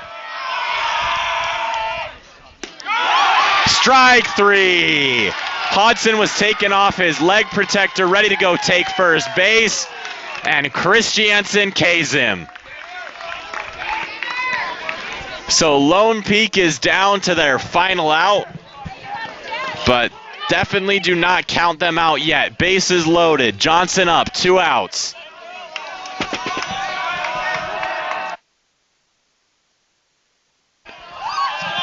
No balls, no strikes, bases loaded. No at-bat bigger than this. Chris Jansen's first pitch is fouled back, 0-1.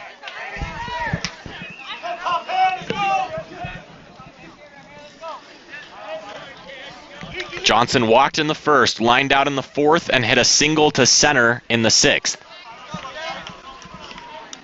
He's in a big spot here.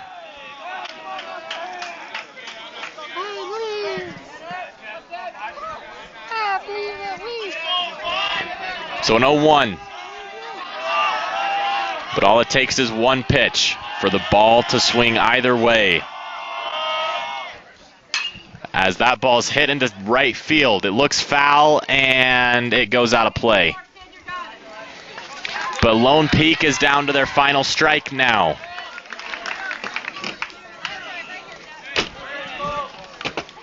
It's Pettit on third, McChesney on second, Cathy on first. They're all running for themselves. Johnson up in a big spot. No balls, 2 strikes, 2 outs, top of the 7th. Down to their final strike. And the 0-2 is outside. Pleasant Grove thought they had it. Wolfgram couldn't bring the pitch back in, so the count moves 1-2.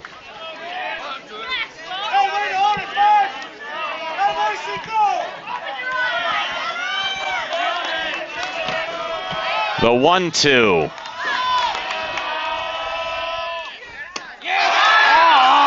Pleasant Grove thought they had it again. Wasn't given to them again. 2 balls, 2 strikes, 2 outs. Each pitch just gets bigger than the last. Chris Jansen came in with the bases loaded, looking for his second out and the save. That ball's hit over the head of the third baseman. Scoring is Pettit. Rounding third, coming home. And we have a tie ball game. Lone Peak was down to their final out. And just like that, a single over the head of Wilson. And will play a bottom of the 7th. PG's got to get 1 out before that. As the runs are scored by Pettit and McChesney. McChesney was being held. He was not supposed to run. He turned the corner and went anyway.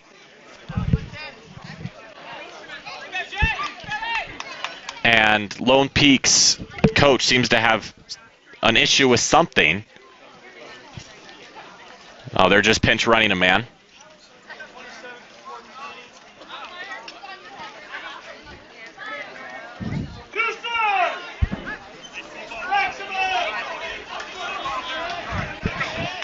As they bring in Landon Fry to pinch run at second.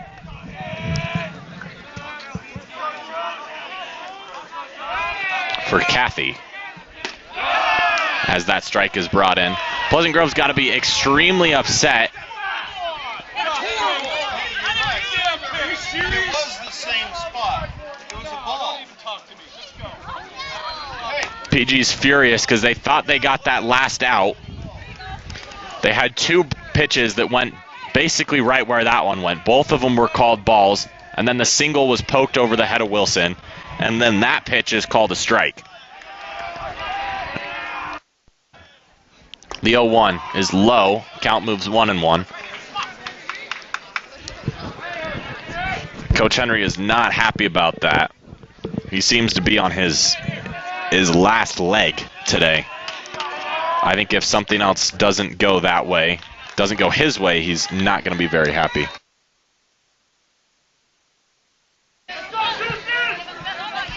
So the count is 1-2. Heaton is up. The right-hand batter against the right-hand pitching Chris Jansen. It's fouled back right towards us. There's a lot of speed on that one. Count will stay 1-2.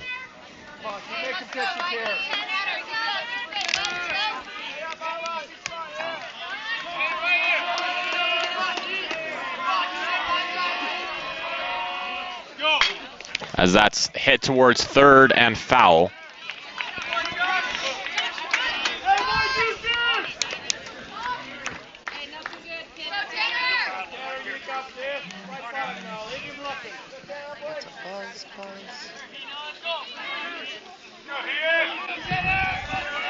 What? Who's texting me? My boss texting me? So the 1-2 is hit towards left center field. And the catch is made. So the Vikings will come up in the bottom of the 7th. If they win, it's going to be a walk-off. We'll have the Vikings offense for you next on PGSN.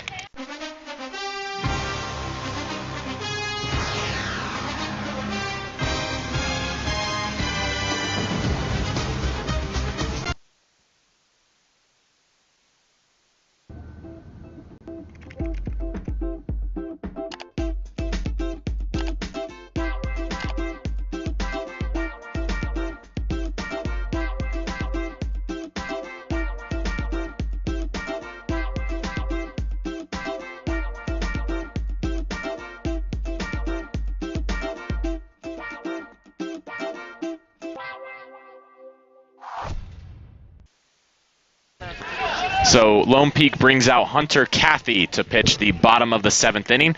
If the Vikings score, the Vikings win.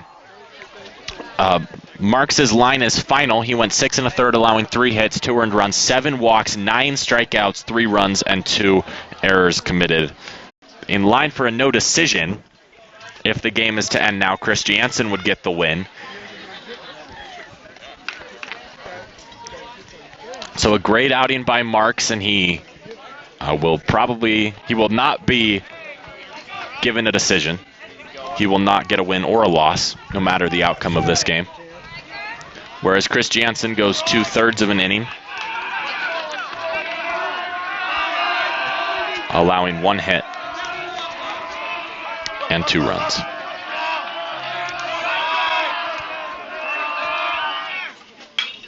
As that ball is hit over the Viking dugout and out of play.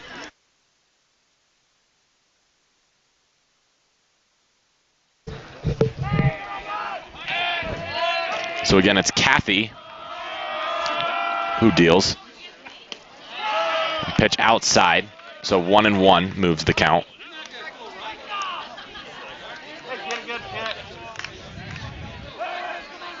We're tied up. We're all knotted up at 3. It's Riker Scow at the dish, who has 2 singles and a strikeout. He takes that for a strike.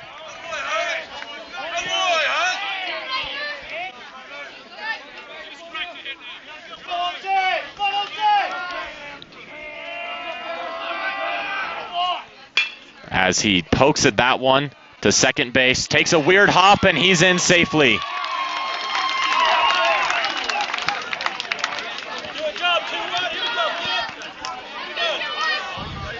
We'll see what that's scored, but the Vikings have a runner on first, leading off the inning, and now it's Tua Wolfgram. and it's been scored an E4. So an error on the second baseman. That is their second, or Lone Peak's second of the game. And now Wolf Graham is up with a runner on first. We'll see what Scow does on the base paths. Wolf Graham has hit 2 home runs this season, one of them on Tuesday. He went 1 for 3 with a home run, an RBI, and a run. And they're going to check on Scow. He's back safely.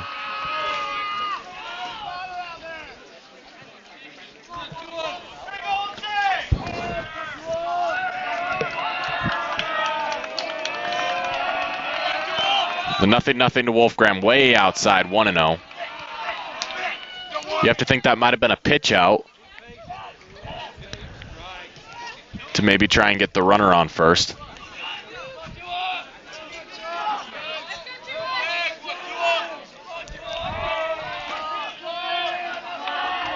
The 1-0. He shows bunt, he lays it down. Scow's at second safely. The throw to first is in time. So the 5-3 ground out advances the runner to second. There's a runner in scoring position for Chris Jansen now.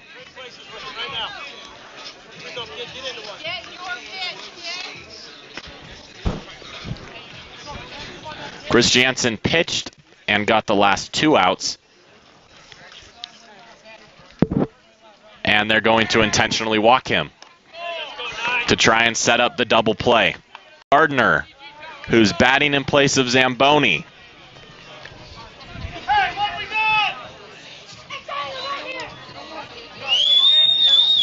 So Chris Jansen takes his base. It's Chris Jansen on first, Scow on second.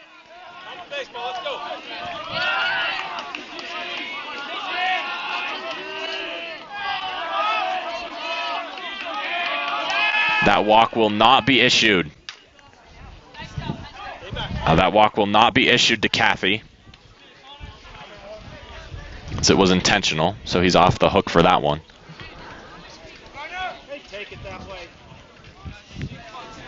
Scow reached on an error by the second baseman. Wolf Graham grounded out to third, advancing Scow to second, and then they intentionally walked Chris Jansen with the open base.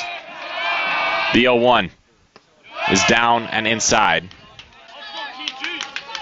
Count moves 1-1.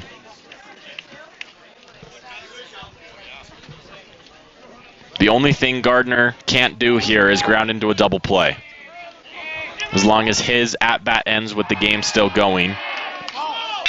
As that's hit towards second. To short, and the throw.